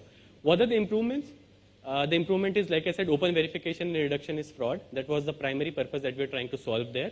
Improvements in privacy, because now the government and the people, there are so many people involved in verification mechanism in between, they have completely been eliminated, and just the party who is interested, which is the external school or college, and the person who has issued and the person who belongs to. Only 3 parties are involved in the entire process of verification of the caste certificate. It's deplatformation resistance, because once the data goes on the blockchain, it's nearly impossible for anybody to tamper with the data. And of course, it's open innovation. When we started this project, everybody was very skeptical, because everybody came up to me and told me, ki, what is wrong with you? Why are you trying to do something called Web3 and blockchain, where people are just talking about doubling farmers' income, and people are talking about, ki, we need houses, we need roads, we need proper health infrastructure, we need better education, and why are you talking about blockchain? Because when I started, I just thought that it will be a learning experience for me, and 2, because I thought that just because this region is relatively remote and this is an aspirational place for Maharashtra and for the entire country, why should the people not know about blockchain? Why should they have to always remain 10 years behind while learning about Web3 and blockchain, right? So they can always be a step ahead as compared to the rest of the country and be more proactive in learning about latest technologies. And I think that is what is represented here in this slide, that we got so much recognition from a lot of media, that people were so appreciative that you could at least think of doing this in a remote place as Gadchiroli, and we could leverage Web3 to create something which was not only important but also educative for the people of Gadchiroli. They could take pride in something which was their own, and they could take pride in something which was a very positive intervention done on behalf of them in a very remote place in the country. And like Manisha ji also spoke about it in her introduction of me, that we were very fortunate to get this project recognized in the 75 best practices in social sector, jointly evaluated by the Niti Aayog and the UNDP. I just thought that towards the end, I'll take you across a couple of very interesting Web3 examples which are being used in public service delivery across the country through district level and state level and country level interventions. Even some of them are by Niti Aayog. One of them is creating a new system to manage land record transfer and ownership. And let me just tell you, these are all pilots going on. I really hope that some of you will pick these up and develop them into full-fledged code systems and come back to us and ask us to implement this for public service delivery. These are all pilots which I'm going to take you through right now. So one of them is creating a new system to manage land record transfer and ownership. It is being implemented or piloted by the Niti Aayog in the Union Territory of Chandigarh. All the land documents that are available in the Union Territory of Chandigarh, they are all put on blockchain. So because it is one of the most important document that any person can have. It not only is about ownership, it is also about financial security and other security in general. Pharmaceutical drug supply chain, self-regulation of the sector through blockchain-enabled trust. What the government of India did in this was very interesting. They didn't take help of any of the government organization at all, actually. They brought in all the people who were involved in the supply chain, like the supply chain I was talking about when I told you about the autobiography of a pencil. They brought in vendors, they brought in API manufacturers, they brought in pharma companies, they brought in sales channels, distributors, everybody. And they asked them to entirely blockchain-enable the supply chain so that no inefficiency should occur in the system at any step whatsoever. This was the pilot which was actually very successful, and right now it's in process of being replicated at a much higher level. Super Cert, this is another very interesting initiative by ISB and BitGram, actually also in, I think, in advice by the Niti Aayog. It's an anti-fraud identify intelligence blockchain solution for educational certificates issued by the ISB. Kaveri blockchain, it's actually a government of Maharashtra, government of Karnataka initiative in the districts of Tumkuru and Devanagari. All the property registrations in 512 sub-registrar offices in these two districts are right now, as we speak, enabled on blockchain, and every document is immutable. Certificates, as you will more popularly called BMC. All the certificates of BMC right now, marriage certificate, development right, building completion, all the certificates issued by BMC right now have been enabled on blockchain. In fact, I think they have gone a step ahead and made it much more user-friendly. They have also developed some button on the certificate itself, which you can just press the button if you have access to the PDF, and that will take you to the verification portal, and it can, like I said, can be verified instantly in just a span of 10 seconds. I really like this statement. When I wrote the case study of Etapalli blockchain project, I really liked this, and when I was writing this, the source of truth for citizen records will no longer be the dusky files racked in government offices or the administrator governed data on cloud repositories. Instead, it is the undeniable cryptographically verified data proofs stored on chain. With this, I end my conversation with you here. I will be very happy to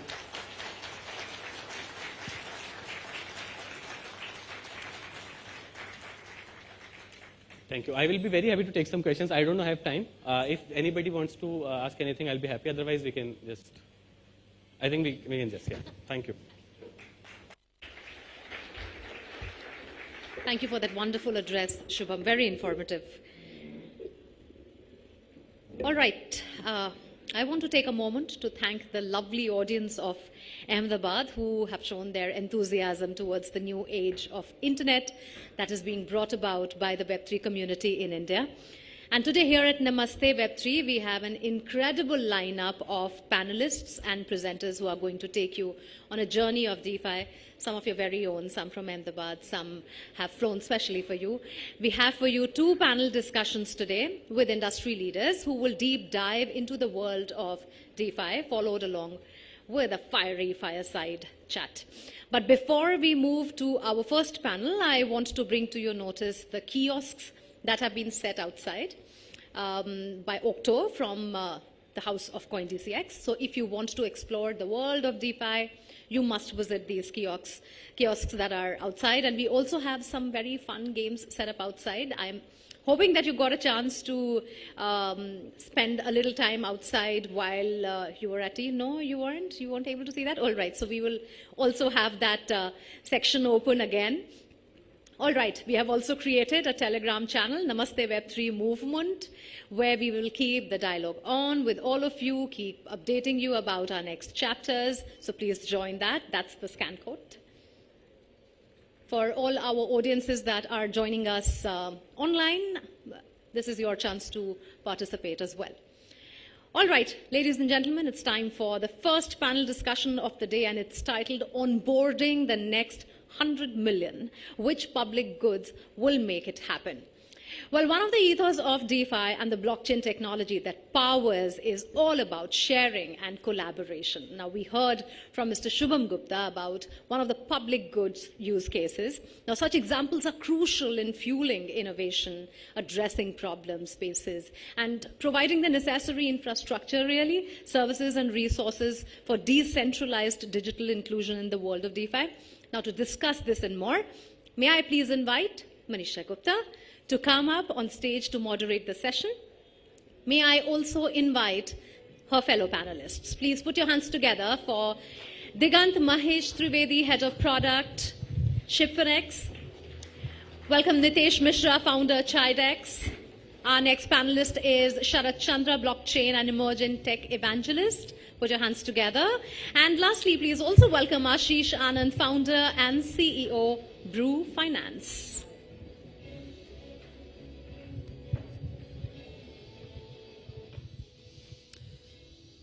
Thank you, Ahmedabad, for being with us this Saturday evening. I know आप लोग सब 2000 के note के बारे में सोच रहे हैं और ये भी सोच रहे हैं कि TCS Forex Travel में अब कितना ज़्यादा 20% और देना पड़ेगा.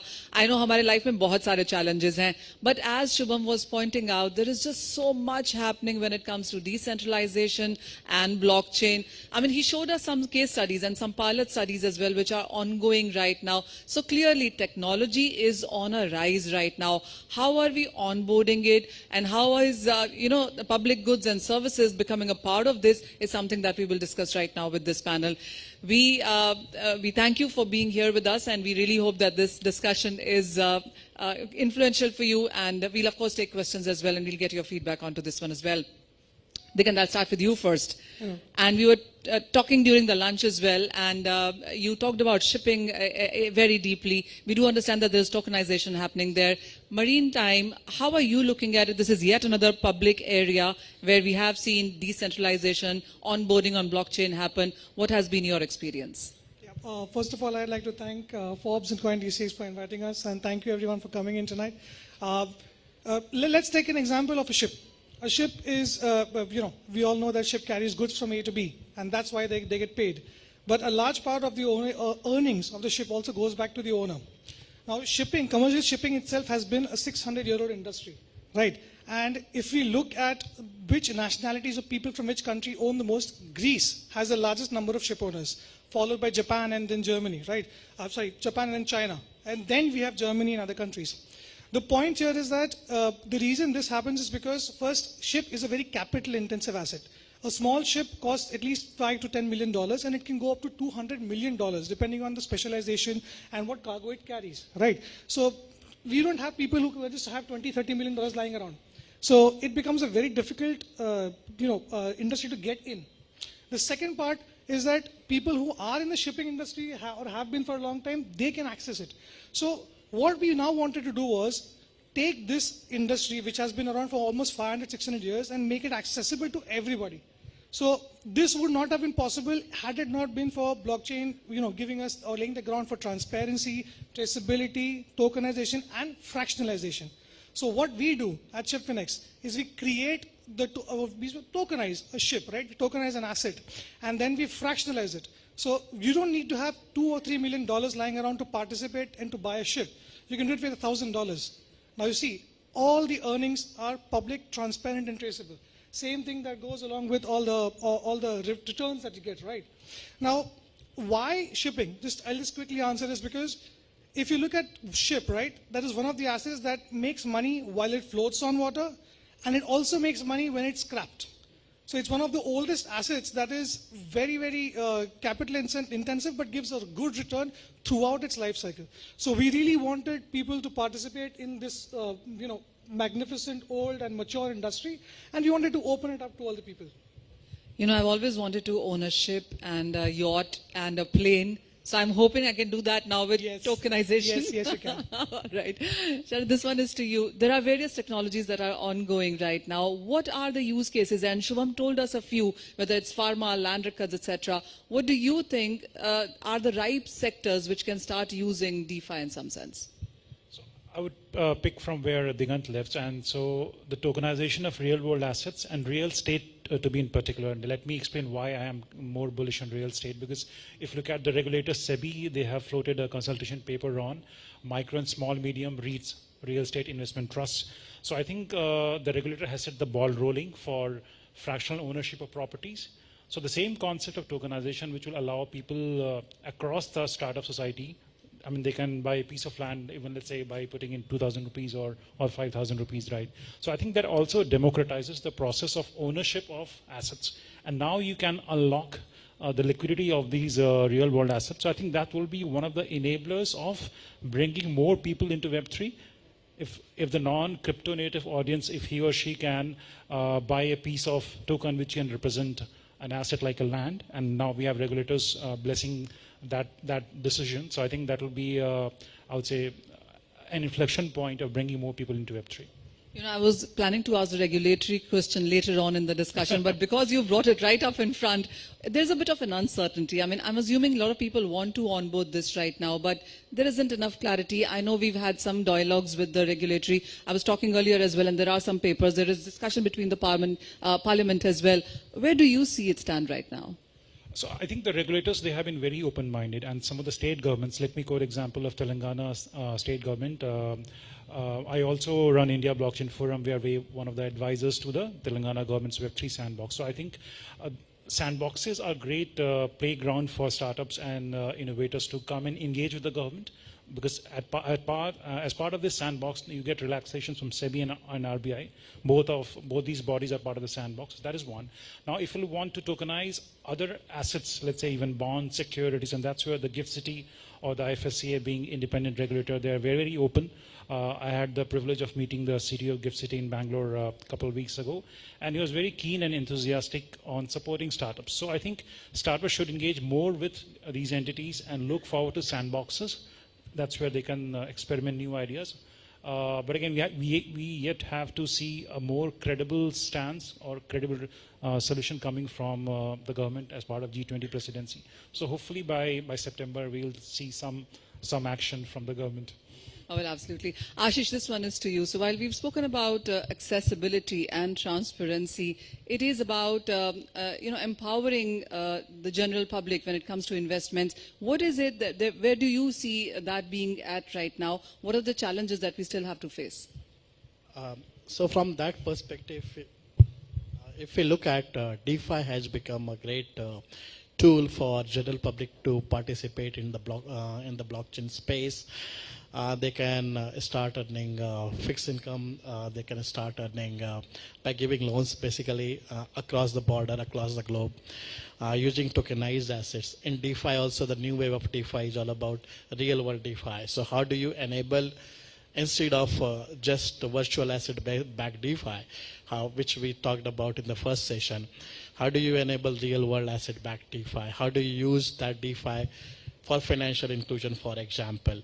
And that's where I see that there is a lot of opportunity for investors to come onto the board. And the best part of a blockchain-based DeFi is that the yield opportunities, I mean something which Ahmedabad will be very interested to understand. The yield opportunities are of several types. So you have the opportunity to earn yield by investment, but you also have the opportunity to earn additional yield by way of virtue of owning tokens, by gaining tokens as additional yield, which can take your APYs right from, instead of say 8 to 10% to 25% or so. So these are some of the opportunities which we see public good DeFi, real world DeFi coming into play. And especially a lot of that, in my opinion, will come into the financial inclusion space, like agriculture, rural economies, etc. That's what my follow-up question was, because with Brew and World, you do talk about, you do loan disbursement to farmers. What has been your experience? What were the challenges on the road ahead? That's really something we are very proud of what we have done in the blockchain space. So right now, Subham was talking about that most of the things have remained at pilot or POC stage. In 2019, before DeFi was a word, we launched farmer financing on-chain lending for farmers in participation with Maharashtra State Cooperative Bank. Again, not a large bank, but Maharashtra State Cooperative Bank. And we use the Maharashtra government warehouses for the purpose of post-harvest financing to farmers. So a challenge the farmers face that when the crop comes into the market, the price drops because there is so much supply. And the farmers, we call it distress sell. Farmers end up selling at the lowest price. So we said that, hey, why don't you sell after 2 months, 3 months when the prices are good? And they said that, what do I do? For 2 months, 3 months, I need working capital for the next crop. I need to buy seed. I also need to do a lot of household expenses, which I have been waiting. My entire house is waiting that the crop will be there, and then I will buy some books. I will do repair of my house. And then we thought, okay, we will finance you. For that 3 months period, we will give you a loan because you have this commodity. Don't sell that. Give me on the blockchain. I will tokenize that commodity and use that tokenized commodity as a collateral. No other collateral, no land, no gold, nothing. And this is what we started doing with 5 warehouses. Today, we are at 1,400 warehouses. So it has gone much beyond from pilot to scale. We have disbursed 100 crore rupee of loan on this platform to farmers. So this was what we did in cooperation, along with the banks. Now we have a few banks, 6, 7 banks are there. But now we have added DeFi. It means that anybody out of here can give loan to the farmers, earn interest as a fixed income by against those tokenized commodities. That tokenized commodity sits in their wallet as a security. So it's not unsecured, secured loan. Plus on top of that, they can start getting, they will get the yield from lending to the farmers, but they will also get tokens as blue tokens as separate yield. And that's the beauty of DeFi. A traditional finance ecosystem can only give you one single yield, which is the lending yield. But the DeFi can give you a lending yield plus a participation yield, which is the token yield. So this is what we have been doing. We hope that, the progress has been so good that our banking partners just issued 1,200 crore rupee more of credit line for this. So hopefully it will go well. All right, amazing. Congratulations on that, really. Nishant, this one is to you then. And, when you're doing all of these things, and I'm sure Ahmedabad would want to ask that question, what is the profitability here? Okay, so that's a very appropriate question. So we started, this whole concept of Chai, Dex, and Bramble with this motive only, profitability. But I'll take you a couple of years back while I was, basically experimenting with this play-to-earn model that we had. So that was the time when we started, giving the game developers and the end users the benefit of what internet gives to only 2 to 3 companies today, as you know. So that was the whole motive, to enable the end users to basically take take ownership of their own data and take ownership of their rightly earned tokens or money, whatever it is, for the time they've spent on the internet. So that was the whole philosophy. Now the thing is, while we were solving that, there happened to be one problem, that is of gas charges, and then there's this very intrinsic problem of blockchain that it does not understand anything that is beyond its ecosystem.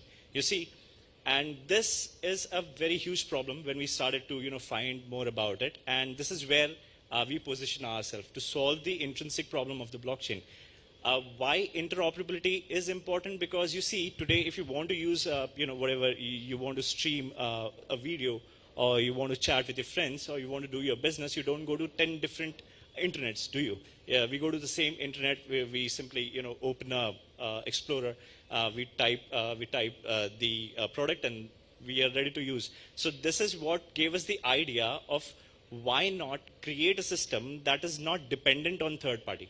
You see, right now we are living in a society that is too much dependent on third party. So one third party is working for another third party is working for another third party. You see, you buy something from e-commerce, you want to return, that is not the guy you're returning to. You're returning to somebody else who's working for somebody else, whose product is on somebody else's platform. You see, this is how things are happening.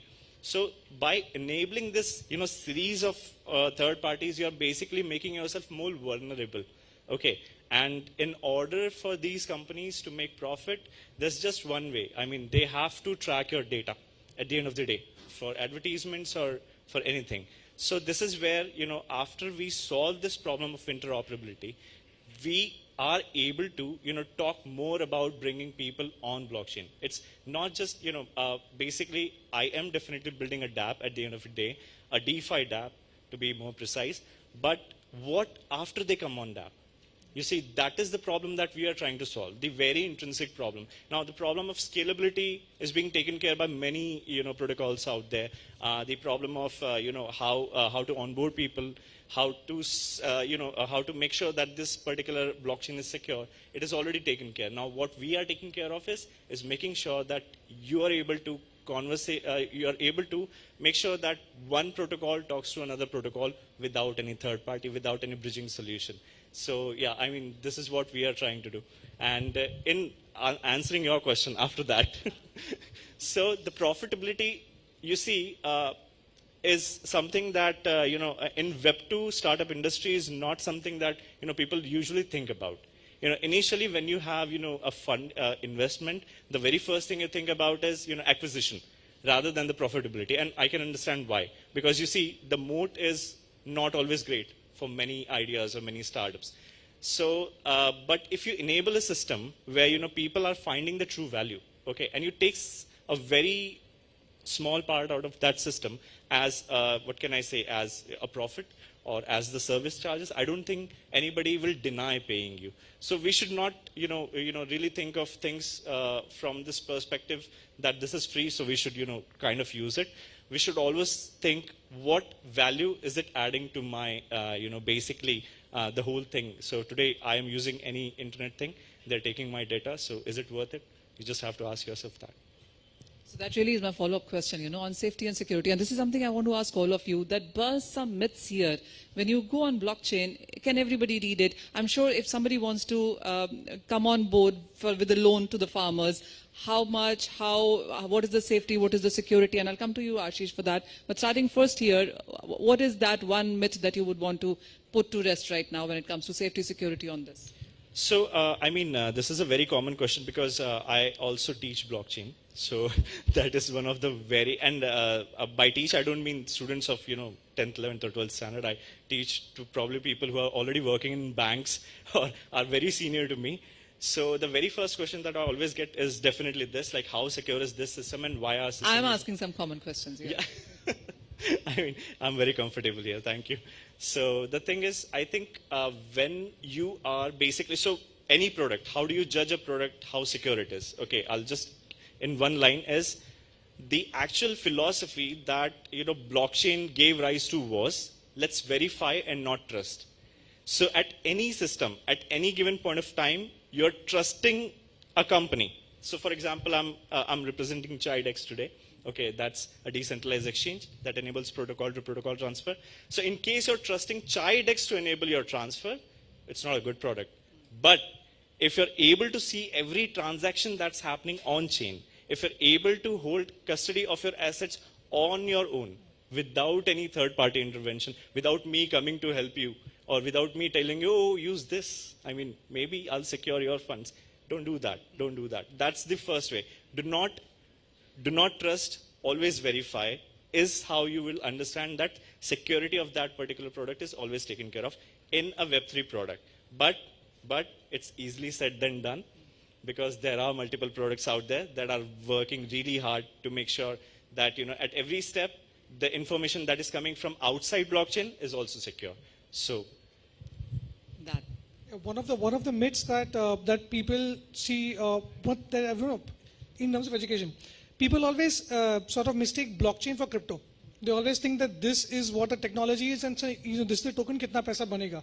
That's not what it is. So one of the biggest myths is that if you are to hold tokens and you are already working on blockchain, and if you are working in blockchain, then you can't do without holding tokens. Now that's a big misconception. You can be building something that, like what we are doing, bringing real assets to the chain and then enabling more people to participate in a financial class that was never a public asset. That was never available for everybody. So we have to really understand that the technology behind it is not what runs it. For example, how many of you who drive a car can just say, almost everybody, motorbike, everybody, right? Can you explain to me how the internal combustion engine works? No, you can tell me petrol aaya jala, but I'm talking about a Carnot cycle. You can't, right? That's the whole point.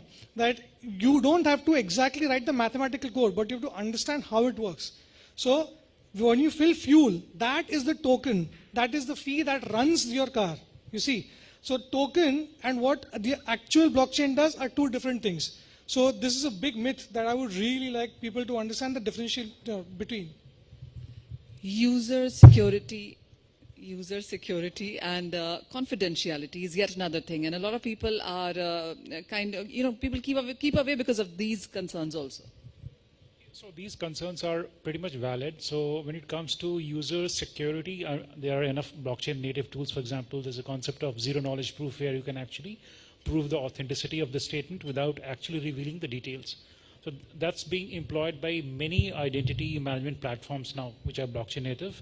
Let me quote an example of Polygon ID, because they are one of the key players in making identity infrastructure, which is very crucial for Web3. If you want to onboard users, you need to assign a Web3 native identity. So it uses zero knowledge proof where your actual data remains secure. You don't actually have to reveal your entire data.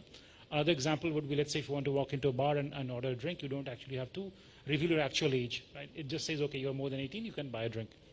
Right. So the same concept can be applied in different areas. Another example will be financial sector, where you can be granted a loan without actually revealing the entire details of your salary slip.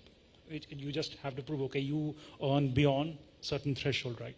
And there are examples already happening in markets like Hong Kong and UK, where some of the financial institutions are using zero knowledge proof. Yeah.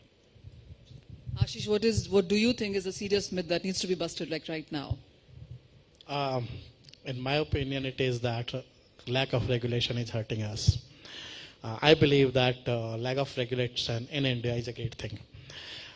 We have the opportunity to exploit the regulatory arbitrage.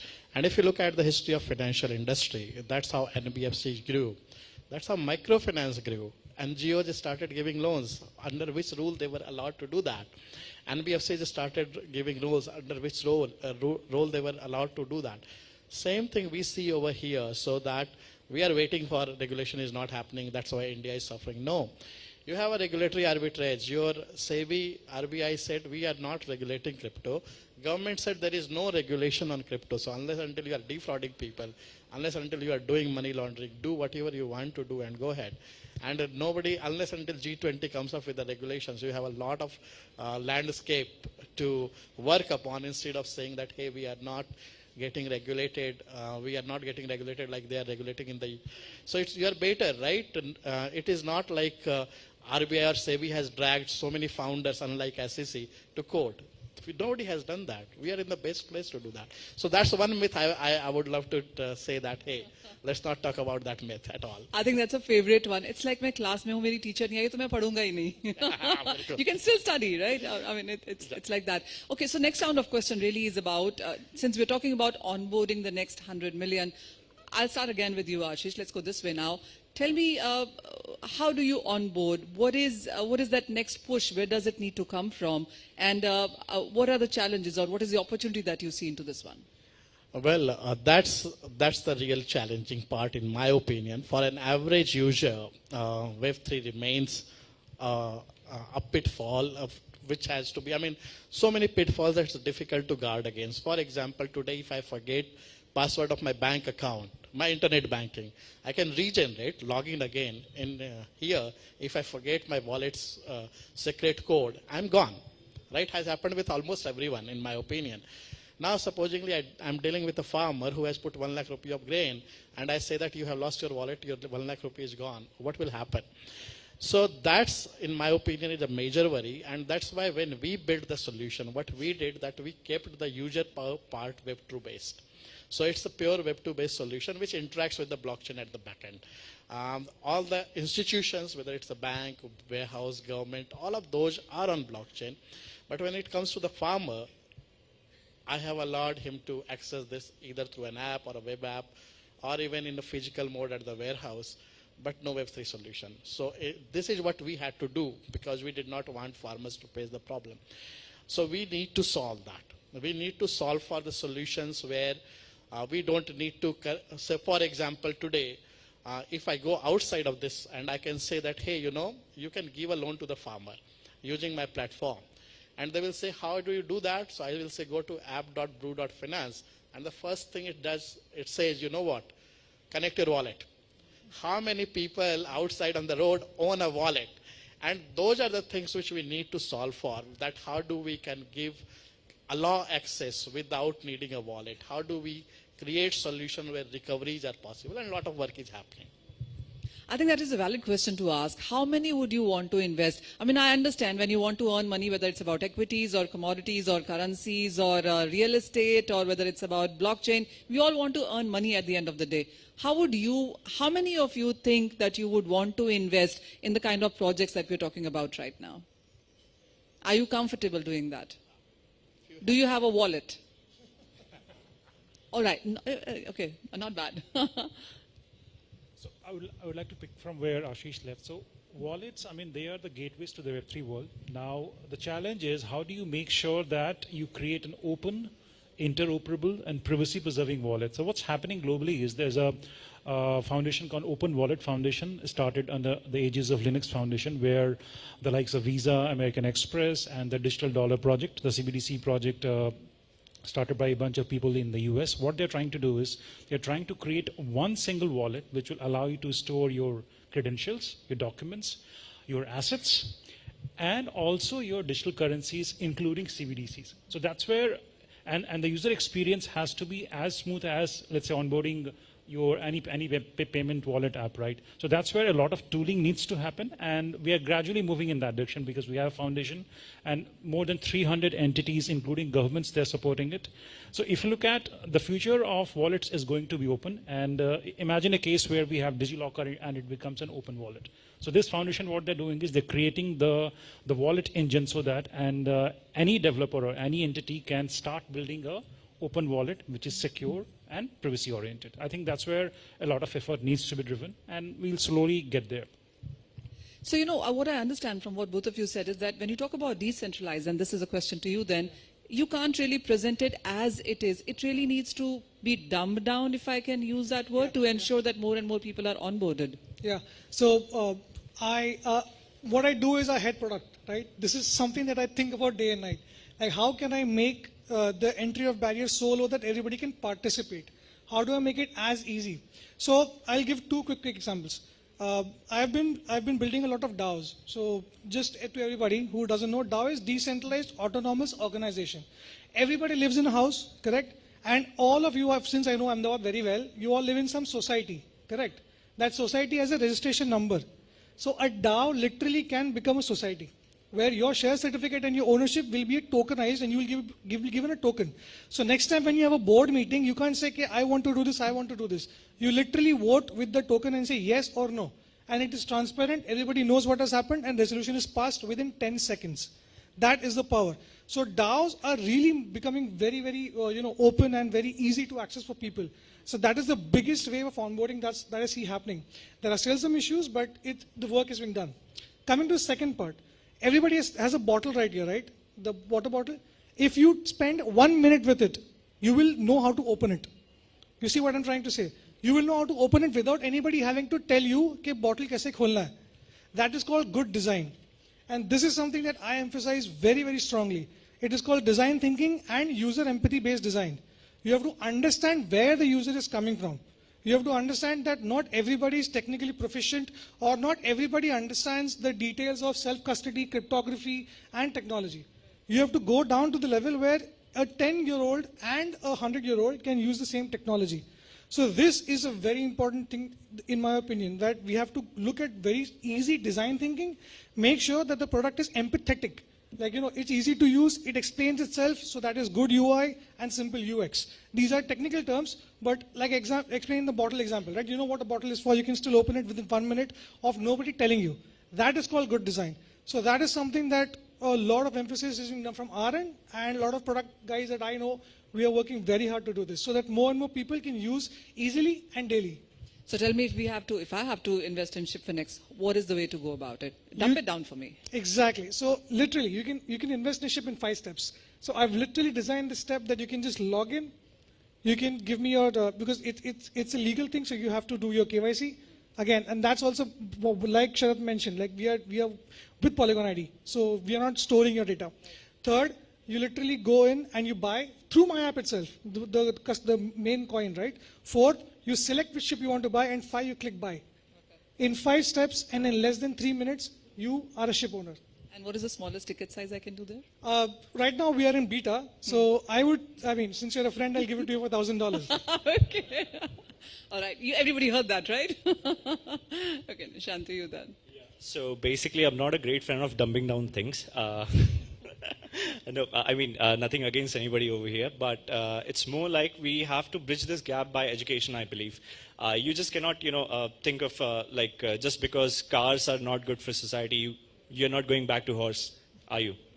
So that's one of the reasons I think education is very important when it comes to, and we have to also cut, the kind of rumors that are going around in the market. As Ashish very rightly pointed out that the kind of regulation we have, we are in the best place, and I very much agree with him, because you see, currently, I mean, regulations will never come for blockchain or building a product or anything like that. Like if you want to build a good product with a good design, and a good product that can be used by anybody, you don't need a regulation for that. Okay, the regulation will come only for the financial instrument or the financial aspect of it, where you're prevented by the fraud. Currently, you're not exactly prevented by, if any fraud happens to you on anywhere relating to crypto, you're not just government won't interfere and won't do any justice to you. So that's the only thing that is something to look out for, because personally telling, even if I'm in India or if I'm abroad, so wherever I go, I think Indians have kind of the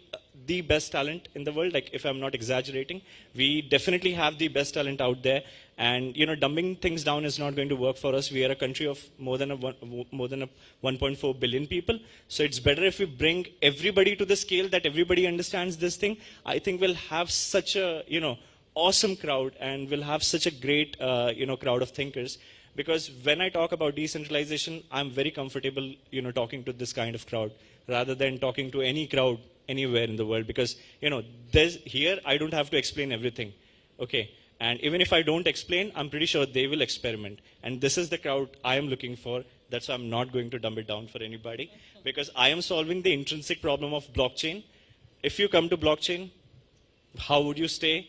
How secure you would be, how you would be able to, do tens of things on it. So that is, my motive and my inspiration. So, well, a lot of varied conversations, but clearly the mind, the passion, and the direction is only there on where we can get it to a more decentralized way here. Thank you, gentlemen, so much. This has been amazing conversation. So much to learn and so candidly done. Thank you so much. Thank you, guys. Thank you.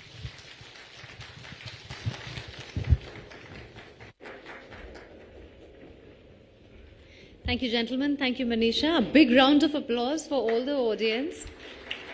You just got an endorsement from one of the panelists that it was wonderful to be in this audience and we don't need to dumb down anything, as you're more inquisitive about everything. And I'm hoping that the next 2 panels and the fireside chat, the next 1 panel and the fireside chat, will be enjoyable as well. So once again, reminding you that we have created a Telegram channel called Namaste Web3 Movement, where we'll keep the dialogue on. We'll give you information about all the editions that we are now going to have after the Ahmedabad edition, and all the information regarding this series. That's the code.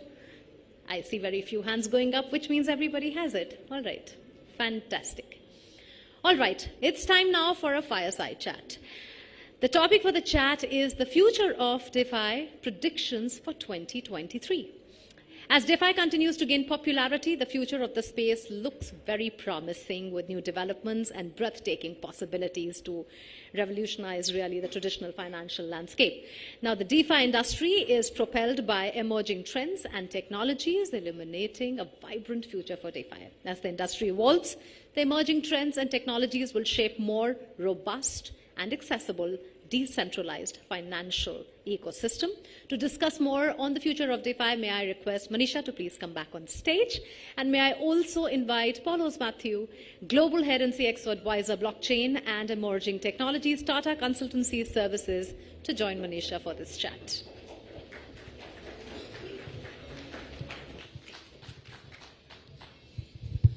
Thank you, and thank you, Mr. Matthew, for joining us. You know, we do understand that major companies like Wipro and TCS and Infosys have now departments for blockchain. You guys are heading it, and a lot of work is being done. So even before I start asking you questions, do tell us on what is TCS doing right now when it comes to blockchain. Hi, first of all, thanks for having me here. Thanks for inviting me. It's a great opportunity talking to the crowd in Ahmedabad, and I was also influenced quite a bit on my opinions from the panel discussions.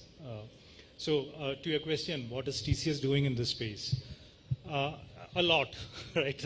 So I don't know if I can give a very quick answer to that, but in terms of solutions, so you look at it from multiple layers, right? So you can't look at blockchain as one single piece.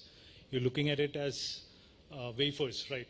You get multiple layers of, so you have a settlement layer, which is probably handled by the blockchain platforms which are already existing. But then beyond that, every other layer is where there is a lot of innovation happening. Even in the settlement layer, it is happening. But asset layer or protocol layer, we are looking at a lot of activities happening. Our research teams are working on cryptographic protocols, right? So dealing with multi-party computation part. Our solutions teams are working on what our customers are looking for, maybe offering DeFi solutions as a service, something that they can plug into and use it. We have something called Quartz for markets or Quartz product suite, which makes it easy for anyone to use the Quartz dev kit and create blockchain applications. We also have the Quartz tokenization solution. We have the wallet space and any sort of tokens. I'm not talking about fungible, non-fungible. All sort of tokens are something that can be handled with the Quartz for market product suite. Right, so these are things that are happening, and beyond all that, there's a lot of consulting happening. Right, the customers want to know what is the best time to get into this. Do they want to get into? They see a particular news item. Is this something that we should also try out? Right, so there's a lot of consulting also happening in the space that we are actively involved in.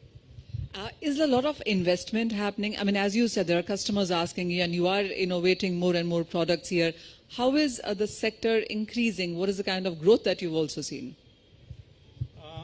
I do not have numbers from a TCS perspective, but from I also look at the analyst numbers. So I'm looking at maybe something like 13 billion USD from 2022 to the 2030 numbers being about 200 million USD. Right? So that's the numbers we are looking at. And that gives space for a lot of innovation. So you're talking about newer blockchain applications, applications, DeFi applications coming in, but then there is also innovation happening at all layers of that architecture. So sustainable financing is one area where there is blockchain applications coming in. And we are seeing GameFi, right? So a lot of gaming applications, the creative economy being supported by blockchain applications, decentralized storage, identity. I mean, the list goes on and on. I don't know where to stop. Well, absolutely. Since we are on the subject, I mean, we've seen so many use cases being discussed already on where all we've seen blockchain and DeFi actually make inroads within. What is your sense on what are the best cases right now, and what should we be watching out for in 2023 now? Good question. I think, so we covered a few in this recent panel. I think fractional investing was something that I think you are jumping on board. So that's something happening. You have, in terms of, you have a lot of DEXs and DAOs right now, but I think you're going to see aggregator applications coming in more. Rather than going into individual applications for doing the transactions, you are going to see aggregator applications taking care of that, right? Then the DeFi part of it stays probably in the last three layers of that architecture. The top layer, like where you're offering the wallets and all that, will continue to be centralized. You will have a centralized element to it, is what I'm assuming, right? Because you need the recovery for your wallet. So non-custodial aspects for assets may not be something that people have truly bought into, right? So there are, there are advantages of it, but then the kind of disadvantages to it in terms of losing your entire wealth or entire assets because you lose a password, I don't think people are in a position to take that risk. So I think the non-custodial aspect may still take some time because we heard from the last panel discussion, the open wallet project. So these are advancements being done there, but we are not there yet. How decentralized, how much is the decentralized right now? Very good question. And those are areas where we need regulatory, intervention also, right? So, I mean, when someone comes out saying decentralization happens progressively, I don't think when someone says, okay, this is a decentralized app or this is a decentralized platform, it is on day one, right? So it takes time to decentralize. Okay, someone comes up with a great idea. Okay, let's build this in a decentralized manner. Yes, okay, so it happens, but then I always look at it as a progressive decentralization than, okay, we start as a decentralized one from day one. Right, so that's my, so many of the platforms that we see today are not truly decentralized. I mean, that's my take on it. Sorry to be like very no, I totally get that. So, we do understand there are various challenges. And what is it, according to you, that is the challenge that we need to deal with right now when it comes to DeFi, when it comes to various financial products that are being introduced within the space? See, in terms of the financial products, we are probably seeing a mirroring of what our solutions or financial products, instruments that are available in the centralized finance world, right? So, and that will continue to happen. So, it may not replace the centralized finance applications, but you are going to see replicas of that coming up in this. And it is up to the people to choose which one they want to go with. They get a higher yield on the decentralized finance one. Yes, that is an option, right? So one of the things I was influenced by from the last panel discussion was the regulatory arbitrage, right? So we are talking about it because I was always looking at maybe the regulatory aspect has to bring in the clarity. It is not just about, it shouldn't stifle in innovation, but it should support innovation, but then it should also ensure that the citizens are not at risk. Even the innovators are not at risk, right? So you are not ending up dealing with a lot of collaterals which are of low quality. So those are things which I think regulators can play a big role in. And with institutions coming in, it would actually be a good space to be in, and it's very active right now. It is. So talk to us about, we're looking at traditional finance right now, and there are numerous conversations about how there can be a seamless transition from traditional finance within the DeFi as a space. How have you seen the space? What are the opportunities that you see within? See, I think for the traditional finance institutions also there is a big role to play here, right? So they have come through years or maybe centuries of learning, right? And many of those things apply here. We are not talking about a completely different topic. We are talking about finance here itself. It is just maybe a slightly different way of accessing finance without too many intermediaries. But we still are talking about finance. So a lot of learnings from the traditional finance definitely applies here. Compliance rules, maybe things like Basel norms, right? Stress testing to ensure that there is no bankruptcy or you don't have a bailout requirement in the DeFi world, right? I mean, you automatically take care of some of the things like ensuring that the collaterals are available or auto-liquidated and all that. But still, I think a lot of learnings from the traditional finance will definitely apply here. And there is nothing in the world really that doesn't come without risks. So how are you looking at that? What do you think are the risks right now, and how are you allaying it? See, with the kind of development or the fast-paced development that is happening, even today, I think while we were in this session, I was reading about a platform, SwapRun, again a DeFi platform losing maybe 3 million USD because of, siphoned off by some of the developers or the community itself, right? So these are things that we have to be wary of. That's again a space where regulators have a role to play. Okay, so making sure that the wealth is not lost. Now, what I was saying is there is vulnerability in the system. So it is not foolproof yet. Yes, blockchain platform by itself, yes, there is no hacks happening. But on the applications which are being developed on it, there is still a centralized aspect coming in. And we are looking at more ways of ensuring data privacy, security, and all other aspects which are necessary for a financial system. And that takes time. So it is not something that will happen overnight, right? So you are bound to see some of the issues that happen in the centralized finance world here as well. This is going to repeat here. I mean, don't be shocked or surprised to see it. And you will see people running saying that, no, we want regulation, right? So while decentralized finance talks about maybe moving away from regulators or intermediaries, but whenever there is a scam happening or a defraud happening, you are again running back to regulators saying that this should have been protected, right? So those things are, I mean, it'll take time.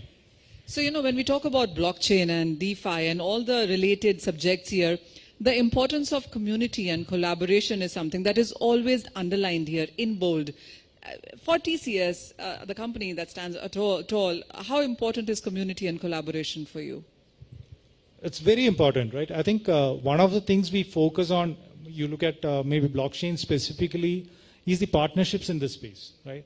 So we are talking about building ecosystems. So to build ecosystems, the first thing we do is you look at the partnerships we make in the space, be it with our customers, be it with the academic community, be it with the rest of the startup ecosystem. So all of it. So I think partnerships is one of the main aspects when it comes to blockchain or any of the initiatives that we are talking about. The community aspect comes primary to us. So one of the major things that seems to have picked up quite strong across board clearly has been gaming. You as TCS, have you seen that subject? Because everywhere that you look, the numbers really are overwhelming. Gaming is probably one area where we do not have too many, I mean, from an exploration perspective, yes, but in terms of solutions that we are putting out there on the metaverse front, also yes, but from a blockchain specific perspective, what we are trying to solve is maybe the identity aspect of it, the interoperability aspect of it, but not at large. Gaming, not the other one is NFTs really, because this is an area where we've seen more developments come in sense of regulations as well. How have you broached the subject? NFTs is one area where multiple things are happening. One is in terms of standards for the tokens. I'll probably generalize NFTs to tokens because we are talking about maybe a lot of types of tokens evolving, right? Token standards evolving because different assets, different digital assets, like whether you're representing a physical asset, all of it has its own attributes. So different token standards are evolving. That's one area we are working on. So the standard that you use for a music as an NFT may not be something that applies to a security as an NFT, right? So, or a token. So again, using the word NFT may not be right always. So, so the tokenization standards is something that we work on. Tokenization solutions, which works on fungible tokens, which works on non-fungible ones, stable coins, all of it. So these are probably areas we are focusing on from the tokenization perspective. Right. I'll wind up with this one question. So TC as a company, who are your clients really? What is the kind of work that is being done? And as a company, there would be various other companies and enterprises who would want to get into blockchain at one level or at one stage or the other. What is the advice that you would want to give to them?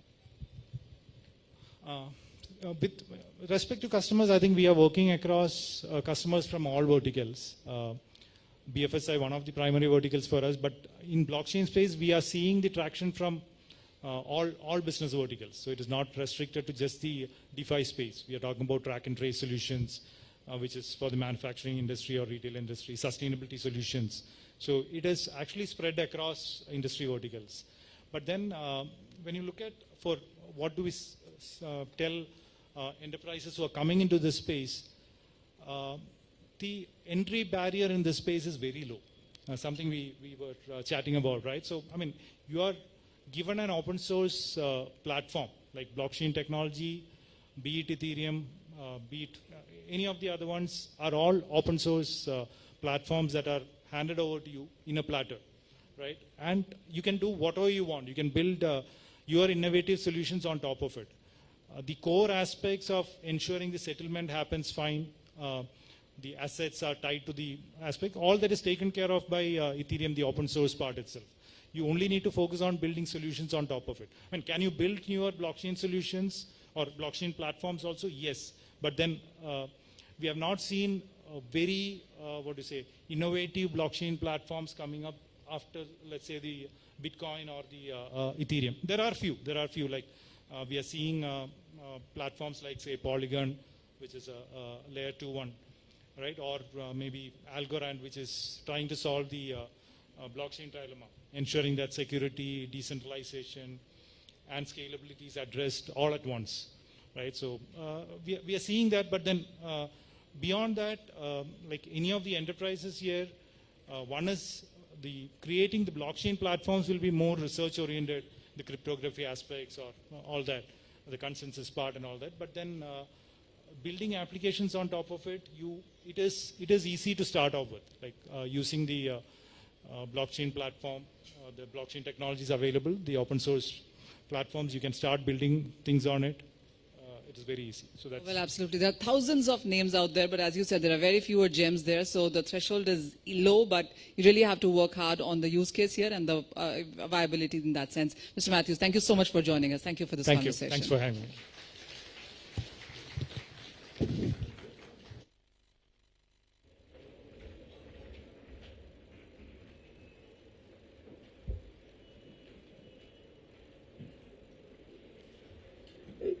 Well, thank you. Thank you so much, Manisha and followers, for that insightful session. A gentle reminder about the Telegram channel, Namaste Web3. The code is right here for you to scan. That is going to keep you posted about our initiatives. All right, ladies and gentlemen, time now for the last panel of the evening, titled The Importance of User Education in DeFi, helping users to make informed decisions and managing risks. Now, user education plays a pivotal role in the realm of decentralized finance, empowering individuals to make informed decisions and effectively manage risks. By prioritizing user education, the DeFi ecosystem can foster responsible and sustainable growth, ensuring a more inclusive and resilient financial future. In this panel discussion, our experts will explore the emerging landscape of DeFi and its impact on crypto trading. They will share insights on the latest trends, strategies, and opportunities in this rapidly evolving space. To moderate this, Manisha is going to come back on stage. And joining her fellow panelists, Gaurav Arora, Head of DeFi Initiatives, CoinDCX, Dr. Mukesh Jindal, CEO, Alpha Capital, Puneet Agrawal, Founder, CoinX, and Sudeep Saxena, Co-Founder, Coin Gabbar.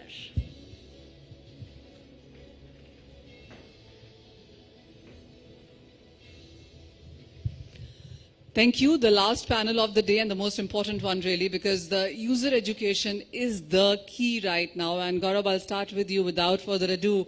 Why is user education important? What is the missing link here? I think this is a completely new area, right? And new things always come with a lot of fear. And rightly so. I think people should be wary of new areas. And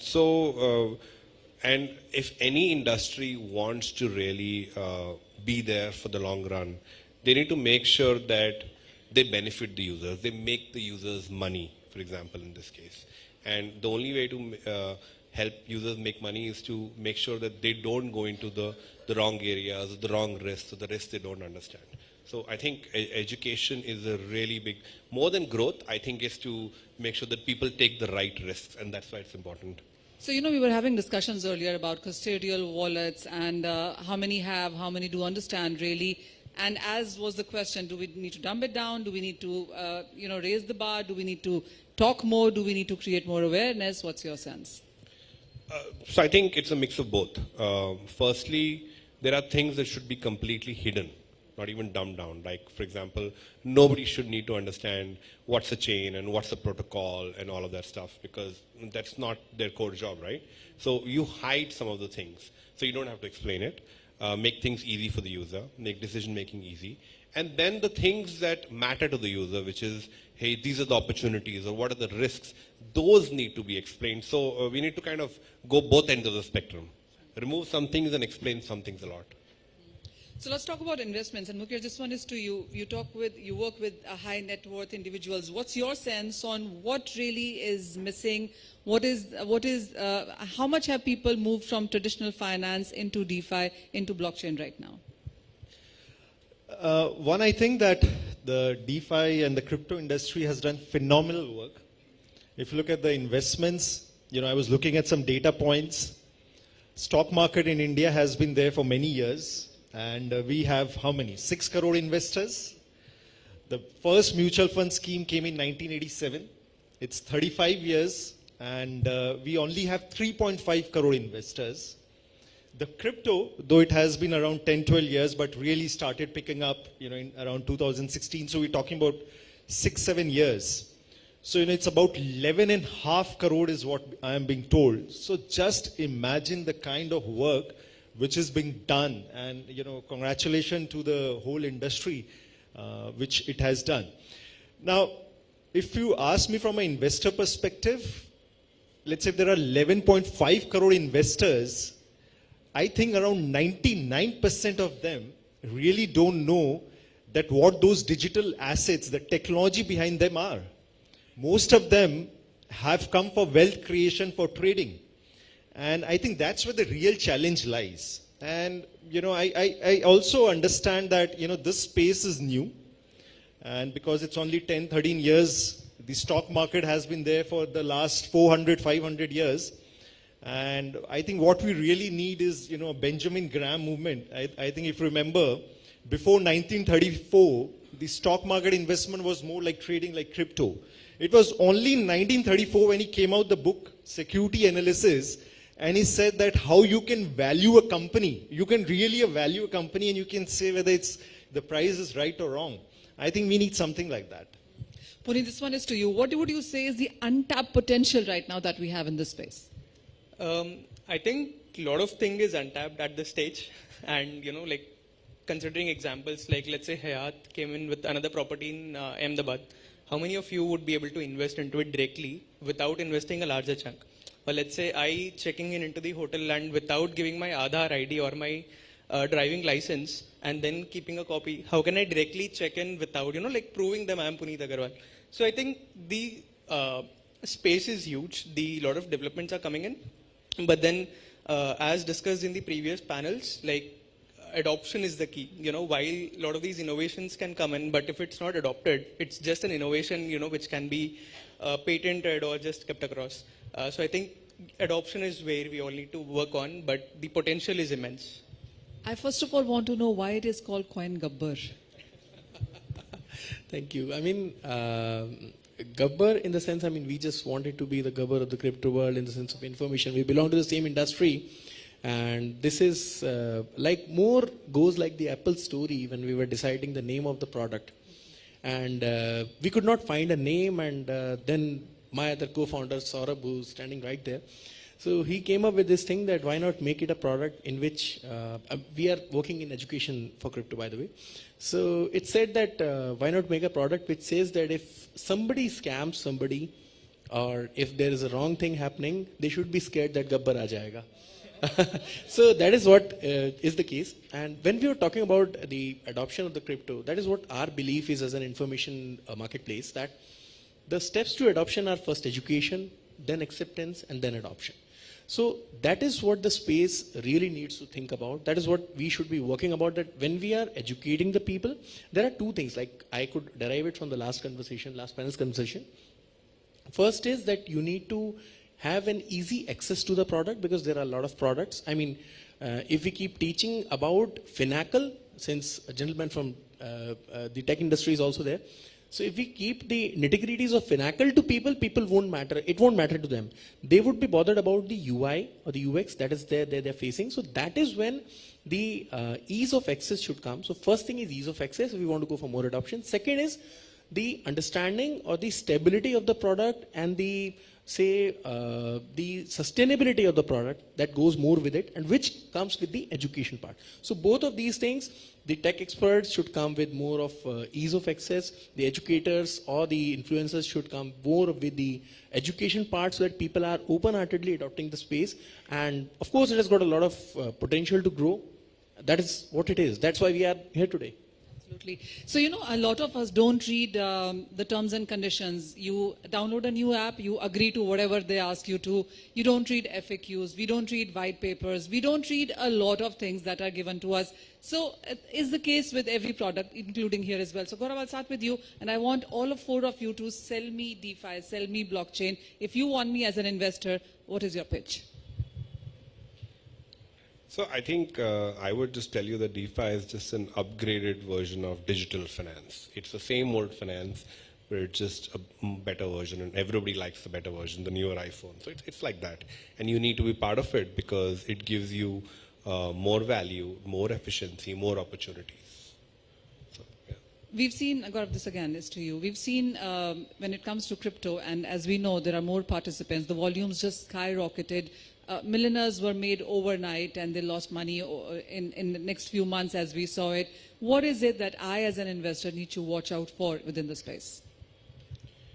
I think hype. Everybody should be scared of hype because I honestly believe if it looks like it's too good to be true, it's not true, right? So there's like the first chapter of the risk finance book is no return without risk.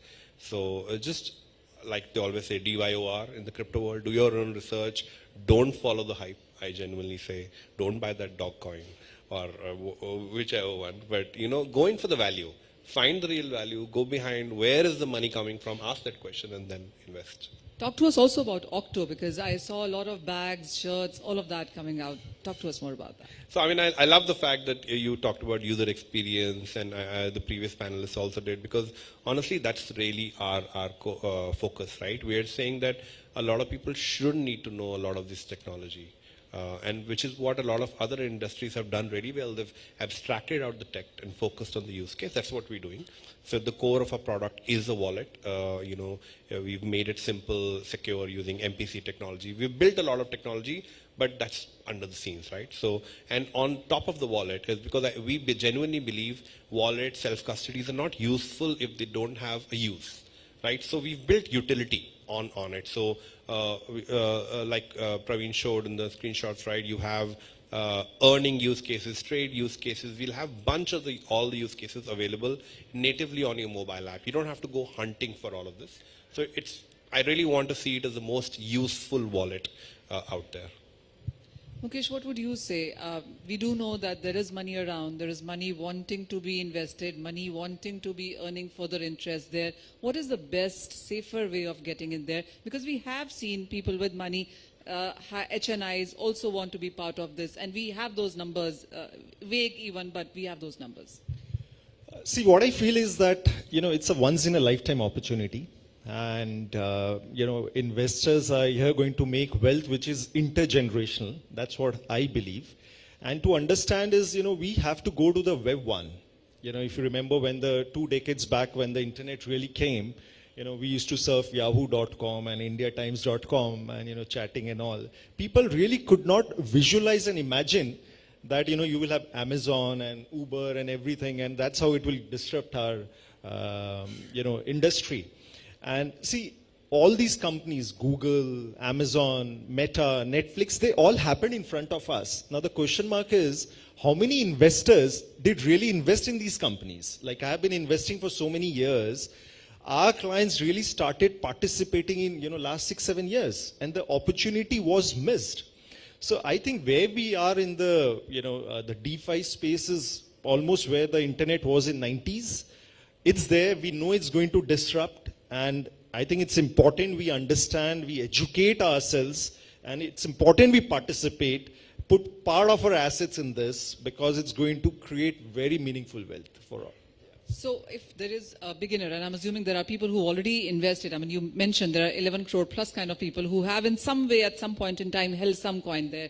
But what is the right way of exploring this space? How do you invest? What would you advise?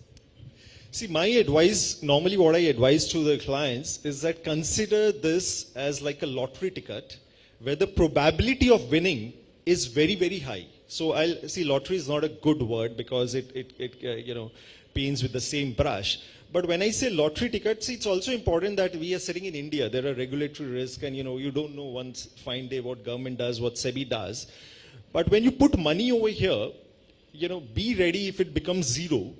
But this money also has a potential of becoming 100x in next 10 years. So what I advise our clients, put part of your money, maybe 1%, 2%, 3%, start small, see how it goes. And HNI clients, they're very sophisticated investors. They normally want very high return and they're ready to experiment. We all know the alternate space is becoming so big. And similarly, crypto is seeing more and more acceptance. Clients are saying, okay, let me learn, let me put some money. And we started small and we have clients who put even 10, 20% of their assets in the crypto space. So yeah, that's how people can approach to that. All right. And how difficult was this transition? Were people willing to do that? Did they see money being made? Is the reason they jumped in? See, it has not been easy. We also have to understand the fact that, crypto is complex. Frankly, I've been investing since 2016. If you ask me how much do I understand, I really don't understand much. And the learning curve is so much. In fact, before coming to this panel, I've been reading a lot, frankly. And because there's so much, it changes so fast. Every year, couple of years, there's so much of innovation happening, and keeping up with the pace is not easy. And there's so much of technical jargon. And I think that's where the DeFi industry needs to do some self-regulatory things. A classic example would be, let's say, mutual fund industry. MFI, the Association of Mutual Fund in India, they have made mutual funds so popular. They made SIP so popular. Everyone. How many of you are doing SIP in this room? Everybody. Most. And see, what the beauty of SIP is that stock market has not given return in last 20 months. Despite that, the SIP amount is going up. So they understand that, when you do cost averaging, you're going to get better return in the future. So similarly, we need that, we make the investors understand, okay, you invested in the last bull run. This is the time to invest. And why it is important. So I think self-regulatory education is something which will really help us all. Gaurav, I know CoinDCX has a tagline, but what is the industry tagline right now? Let's come up with that right now. You ask really tough questions sometimes, Manisha. Honestly, I don't know. I'm blank on that. I'll come back on that. When I come back, until then, you have a couple of minutes on that. So, what would you say? We've seen transitioning, we've seen portfolio build-ups as well, and as Mukesh alluded to a lot of numbers there. How, from traditional finance to DeFi, we know about farming and yielding, and I mean, as said, there are so many jargons. We've learned so much onto this as well. But how have you seen the money shift here? A lot of people came in to make quick money. A lot of people came in, during the 2017 run or during the 2021 run and wanted to make an, just try and open up an account in an exchange and try and, invest in. But what has happened in good is, with time, people have realized or started, educating themselves, and the awareness has started coming in. People now know, even if they are investing in, some of the recent meme coins, they know the underlying risk behind it, that, I am investing in a meme coin rather than the 2017 to 2020 days where people thought that, okay, every coin is a good coin. So I think people are now fundamentally researching in, people are now understanding, the repercussions it can come in with investing into these coins. So I think that is how primarily the money has moved into the cryptocurrency ecosystem per se. But from the enterprise side of things, how companies have started investing into Web3 and putting in some of their budgets here is because of the adoption and the potential that is coming in. Starting from the metaverse to, all of these Fortune 500 companies like Nike or any fashion brand launching in their own NFT versions or metaverse version of their assets. I think that is where the future is moving towards. So there are two sides of this, and I believe depending on how the industry is growing in and depending on how the the innovations are coming in, that is how, and that is where the money is moving on, and it keeps on changing every 1.5 2 years. So that's how.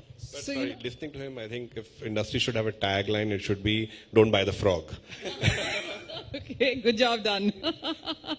All right. We talk about not reading the white paper, and as you said, so many of us floundered when it came to buying the right coins there. You all perhaps invest in equities. How many of you really read the balance sheets? How many of you understand the EBITDA and the P ratios? And one. Okay, there's a few. And when you invest in cryptos, do you read the white paper there? You don't. What are the do's and don'ts here then? Well, a simple thing is that, frankly speaking, there are platforms, there are portals where users can actually go and analyze a company in a much miniature detail down to the last minute details, and they give an industry comparison, they give other things about things like Money Control is one of the platforms. So this is a clear space which is missing in the crypto. And that is exactly the place what we are trying to fill. When we're talking about education, we are probably the only ones who are doing fundamental research on the crypto assets. So reading the white paper, going through that, telling the users in a 2-pager document not to go for say 9-pager or a 100-pager document. Just in a 2-pager document you can understand what exactly this project is to offer, what can be the potential in the future, and what problem it is solving, what are the use cases scenarios. So these are the things which are much the need of the time, where the users can actually deep dive into the tech. They can understand what the basis of the project is, and they can understand whether it is a worthy investment or not. So these are the things which more and more of people should come up with. This is a habit that people should make. Like I told, Money Control has been solving a lot of this problem. Probably we are the only ones right now in the crypto space, but I would invite more and more users, more and more people to come into the space and actually solve this problem, because there's a lot of tech happening. But there is a very less analysis when it comes to the common user, because crypto is still an alien subject. So as most of people said that we invest in crypto, but we don't understand what crypto is. So developing that understanding for the basics of a crypto project, what is going on behind the curtain, what is going on behind the tech, that is the actual need of the hour, and that need to be resolved for a lot of adoption, for people actually to understand the concept and to come into this world. Totally. Gaurav, I understand the initial conversations that we used to have. I mean, you would always say, don't FOMO into it, don't hold too much crypto, do your own research is something that crypto as an industry came out with. With crypto industry itself telling people, and self-KYC is something that you guys also started there. How have you been educating the masses there? What has been the response? Do you think people are absorbing it in? I think it's a ongoing battle, because by the time you educate people about one risk, 10 others pop up. This industry evolves so fast. So I don't think it'll ever end. Like even now, mutual funds keep telling you about the risks there. So I think we have to continue doing it. We have to catch up with different risks that are there. But I do think people are genuinely understanding it, reacting to it, because now what I see is it being echoed from other quarters. It's not us, but on the community, I see other people, informing us about the risk, and I think that's a great sign that it's a community forming a culture. It's not just everybody forming. I think like you also said, people now go into the risk with full eyes open. So I do think it's helping, but we should continue doing it. Mukesh, I understand there are various ways of investing when you look at this sector. Buying cryptos is one way. When you have cryptos, then using it in various other ways is another way of doing it. How much understanding, how much knowledge, awareness do you see on ground? See, on the ground, I really don't see much. But what is also happening is, if we talk about the use case of blockchains, it's phenomenal. In fact, this event which is being organized, and the use cases which were shared, about the government using it, about the land records, caste certificates, about the shipping, fractional investments. SEBI has come out with the guidelines, and I was sitting over there and I was saying our clients' data is all in the centralized data. Maybe we should make it into the blockchain. And so I think the use case is phenomenal. And see, whatever we say, the risk and all that stuff. I come from a traditional finance, and you're from commodity and currency. See, we have seen our side of scams in the traditional finance, right? We had Enron, we had Lehman, with the SVB bank crisis. In India, we had, Yes Bank, DHFL, ILNFS, AAA all coming down, and every time we think this is the last. Every time I think this is the last, and it. No, we don't think it's the last. We know this is the one who got caught. Yeah, so it never stops, and that's where my personal belief in the Web3. That's where it comes from. It addresses a big weakness of the traditional finance, and I think in next 10 years it's going to disrupt because of the we understand the transparency and the decentralization. And Gaurav, in one of the points he said when he was answering the questions, that it's only 7-8 years. Crypto is not very old. Traditional finance is 150 years old. It will take time. One of the gentlemen asked that 10% of the currency there was an issue. So these kind of issues will come. But I think one has to have patience. One has to work hard as a community. One has to educate and learn. And I think yes, it's going to go good to all of us. So, this is a subject that I'm assuming a lot of you would want to participate as well. So, agar aapke paas koi question hai, you want to invest, you want to ask something, you want to understand this space better, we totally invite that from our guests here. We have an exchange, we have financial advisors, we have people who are telling you, educating you on this. So, if there's a question, we are good to take it. Sure, yeah. Can we please pass on the mics here?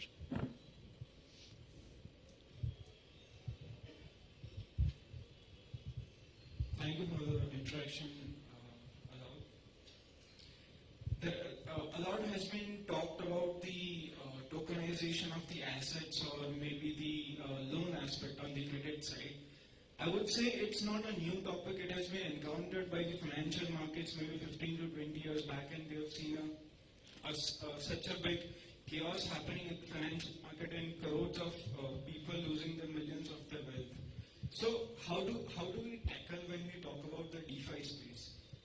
It was a centralized space, and still the market got collapsed even though they had the power. Here, everyone participating do not have that substantial power. How do we tackle those risks which we faced 15 years back? Great question. Puneet, do you want to take this? Sure.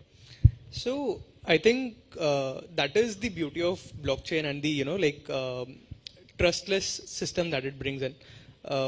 We don't have to trust an organization or a person in order to buy maybe a fraction of a land, or maybe buy a lend money to as part of unsecured loans for say.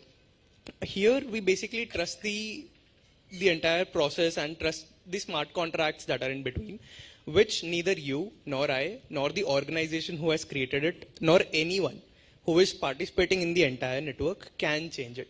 So that, I think in the previous panel also that was being discussed about verifying, not trusting. I think that is what it is different in blockchain ecosystem compared to what has happened 15-20 years back. And with these smart contracts coming into place, with these process coming into place, I don't have to, depend on any, person guiding me that, I can invest in and I can make in returns, or I can actually be a fractional owner of it. The law says it, the contract says it. So I think that is how the process is. I would like to add something further to it. I mean, I come from the chartered accountancy background and have audited a lot of banks, have seen scams, have unearthed a few.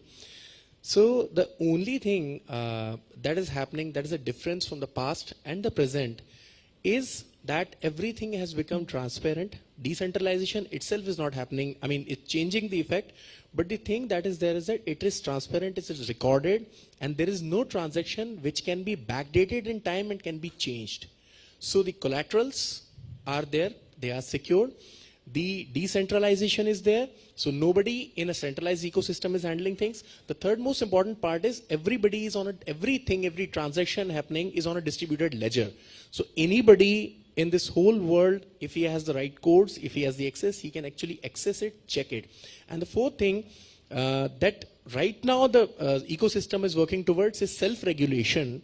But that probably the regulatory aspect, as somebody from the earlier panel mentioned, that the regulatory aspect right now is missing, and the government will definitely be doing something as they did in the centralized finance, they will be doing it in the decentralized finance also. They will be actually checking and regulating the financial aspects of things so that at least the users are not scammed. So these are the basic differences for past and present. The biggest one being that you cannot change and backtrack they change the backdated transactions. And second is you cannot meddle with the collaterals that are actually the basis of a financial industry. You wanted to add something? All right. We are still open to questions. Yes, please. We'll send you. हम आपके पास mic लेके आते हैं. एक second. The questions in Ahmedabad are so smart and yeah. There's the whole idea. This audience has been amazing. Totally. So.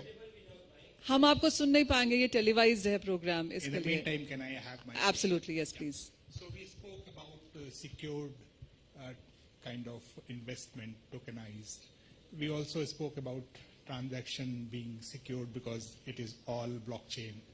But we never spoke about the quality of asset. Who is going to assess the quality of asset? Who will certify that? In absence of any regulatory guidelines or any regulator being there, who will do that? And how we will be kind of assured that whatever is declared is correct? Because we have seen subprime crisis where something was built and nobody understood what is going on. And everybody invested. I'll just add to that, Gaurav. I remember in the last, thank you so much for that question. That's an amazing one. You know, in the last event as well, somebody stood up and asked, there are credit rating agencies for equities. When they say AAA, we just go and buy it.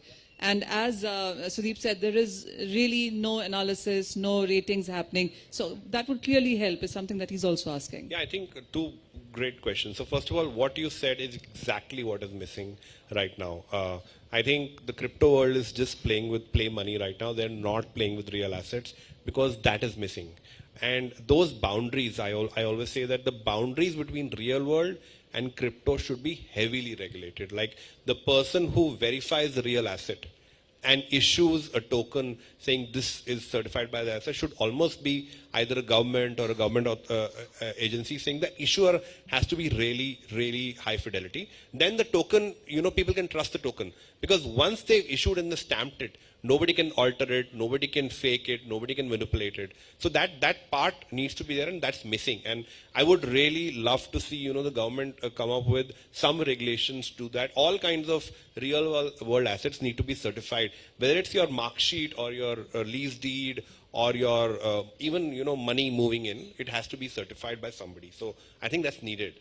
I think to your point, right, one of the things I genuinely feel credit ratings are needed because there is a black box, right? You don't understand what's going on in there, what the company is doing. So you need a label, you need a scorecard. But with blockchain, honestly, there's transparency. So trust either comes from a brand or somebody verifying it, or it comes from transparency. And I think blockchain brings in transparency. So you don't need to trust somebody's rating. You can just go down into see every transaction, whatever they're doing, what rules they're following, and hence you trust them. So I think anybody can become tomorrow CoinGubber can become a credit rating agency because they see everything that's going on. Sudeep, how many companies or coins are you analyzing and analyzing right now?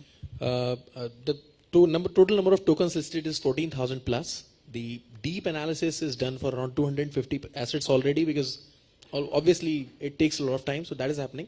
One more thing, one more food for thought for people who are attending here is that when we are talking about collaterals in the decentralized finance space, we are talking only about the collaterals which are in the crypto format.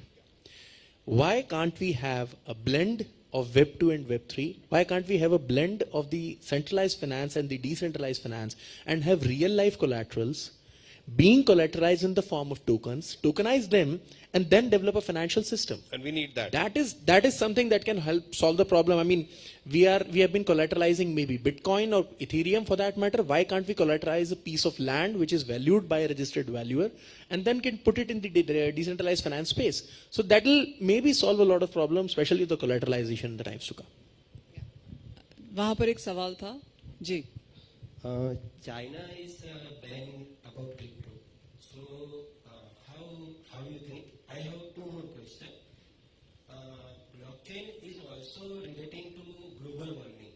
So how many countries are now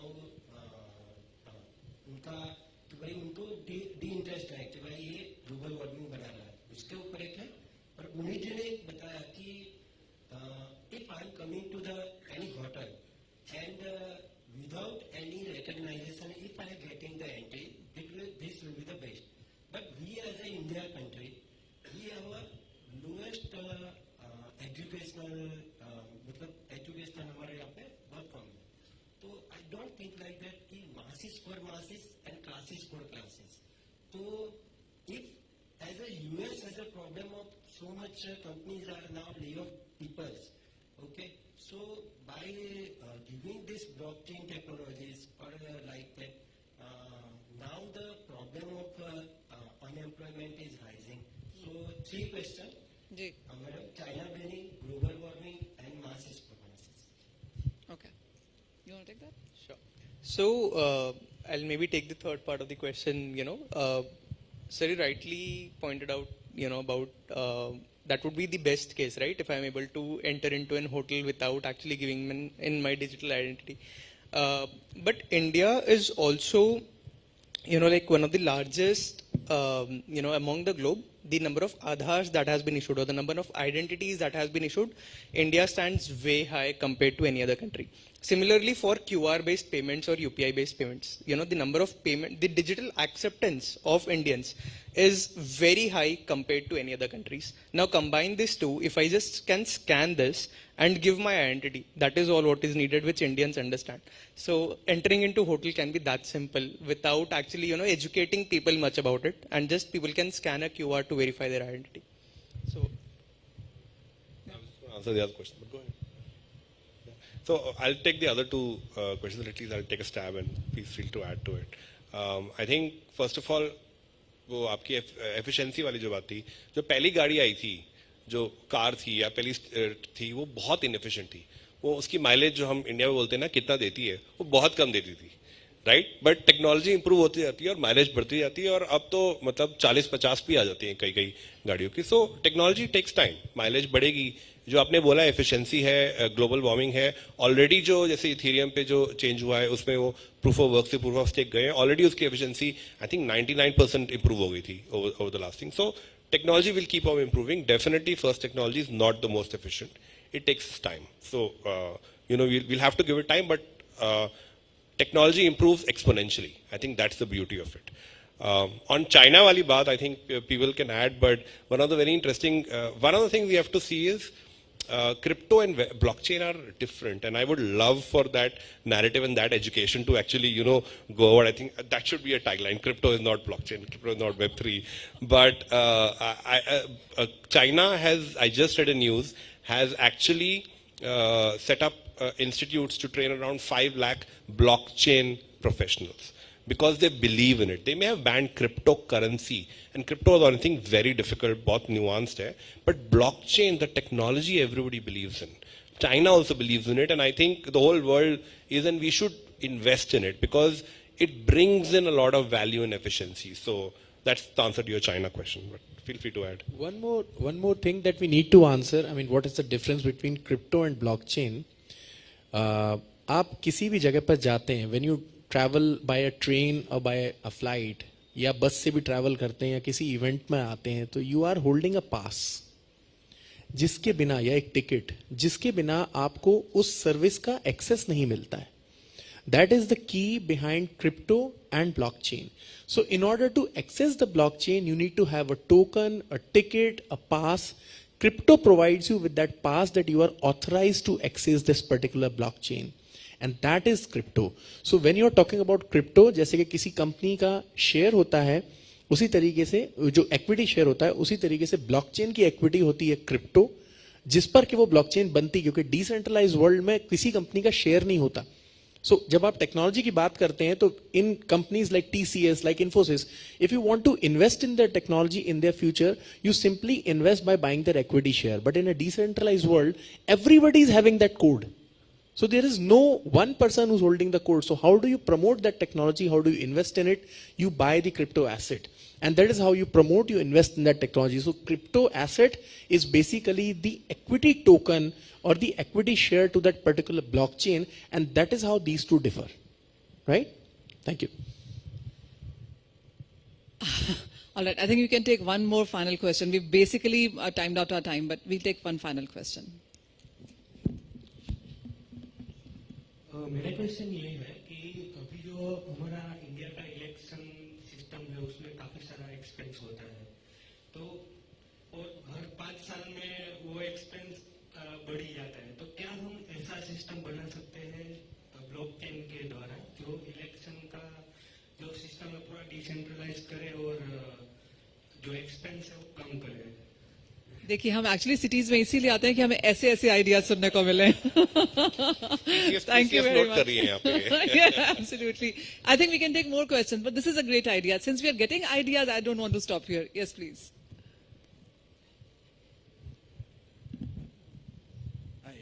Thank you for very nice information. As you last mentioned, chain and crypto. So again, as a layman, we need to understand more about the blockchain, how it is useful. See, unless and until people doesn't know the blockchain, the corporates, bigger corporates already entered in the blockchain system and accepted.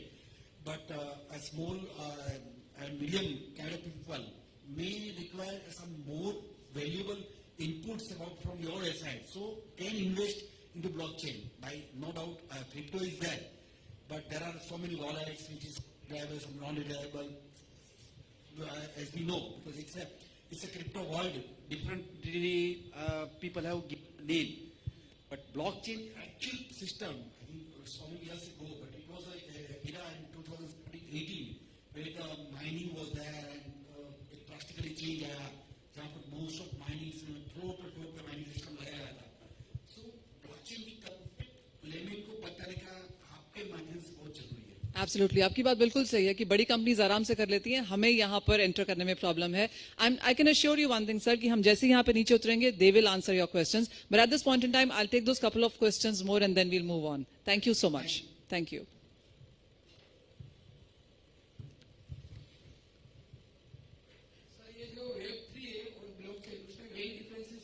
और दूसरी बात कि जो ये data protection rule आ रहा है, जो नया बिल आ रहा है, उससे ये ब्लॉकचेन टेक्नोलॉजी जो डेवलपमेंट हो रही है उस पर क्या प्रभाव पड़ेगा? Amazing questions. Again, I promise you, as they come down, you must catch hold of them. But this is just for record the kind of questions that you guys really need to ask or want to ask. Yeah. Yes. Thank you for the nice session. So there is one contrast thing I see, like the way we are seeing that no one controls this thing and all, right? And I also have heard that there is some 51% attack or something that can happen to the blockchain, right? So so if you can give some light on the same, that why there is some contrast on the same, because I have heard that on the 51% attack, the group can influence the transactions, right? The transactions which are happening on the system.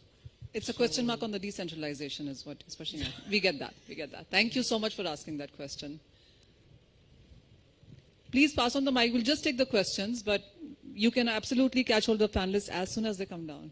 Thank you for the opportunity. So when we talk about stability, we talk about stable coins. So my question is, I'm not expert in that. Correct me if I'm wrong. So India is going to build a stable coin, or you can say digital currency, which is backed by fiat. So the problem is happening in the other countries, like in America. So there is a stable coins like USDT Theta and USDC. So if they also backed by fiat. So if their currency, if their fiat is going to collapse, then the USDT also going to collapse.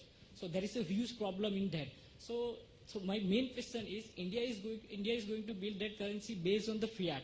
So why we not going to let's say we have to take something that is not replicated, like gold.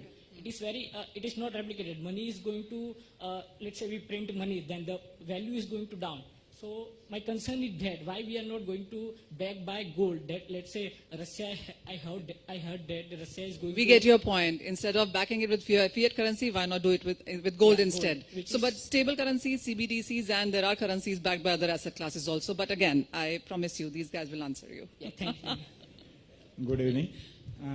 We all talk about this positive part of this cryptocurrency. The main question that I'm trying to understand is why a lot of negative role being played by the cryptocurrency across the world, like purchasing arms as well as, the ransomware is the only transaction happening through crypto.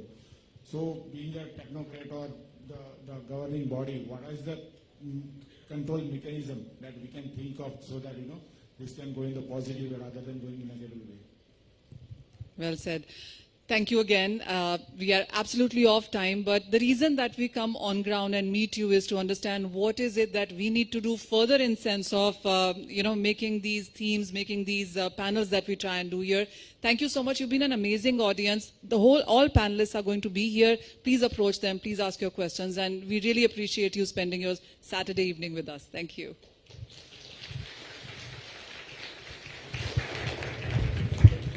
Hold on for a second, please. While I request all the panelists to stay back for a picture op, I do want all the people here to give themselves a big round of applause. This audience was on fire. And may I first invite all the panelists on the stage for a quick photo op. And then I want a photo op with all of you, so please don't go away. Just hold on for a little while. And I promise you, then the evening is all yours.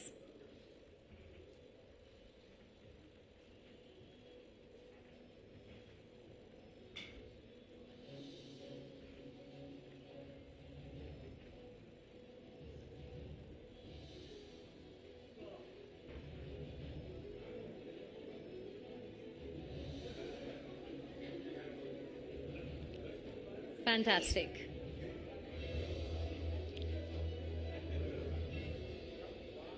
Well, that's your opportunity also to take out your mobiles and click a few pictures and post them, tagging us and Namaste Web3. This is the wonderful panel that you all heard today.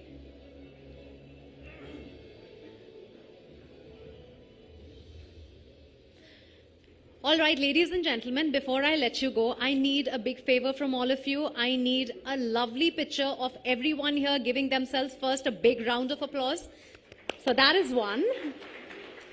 And then may I request all the audiences here to give yourselves a pat on the back and raise your hands like this for a big picture opportunity that we are going to capture.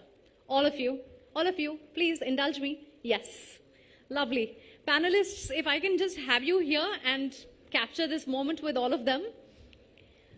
All right. Once again, at the count of 3. 1, 2, and 3. Thank you so much. Thank you. You've been a great audience. Thank you for being here. Enjoy your evening. And of course, you get to mob all the panelists. Go ahead.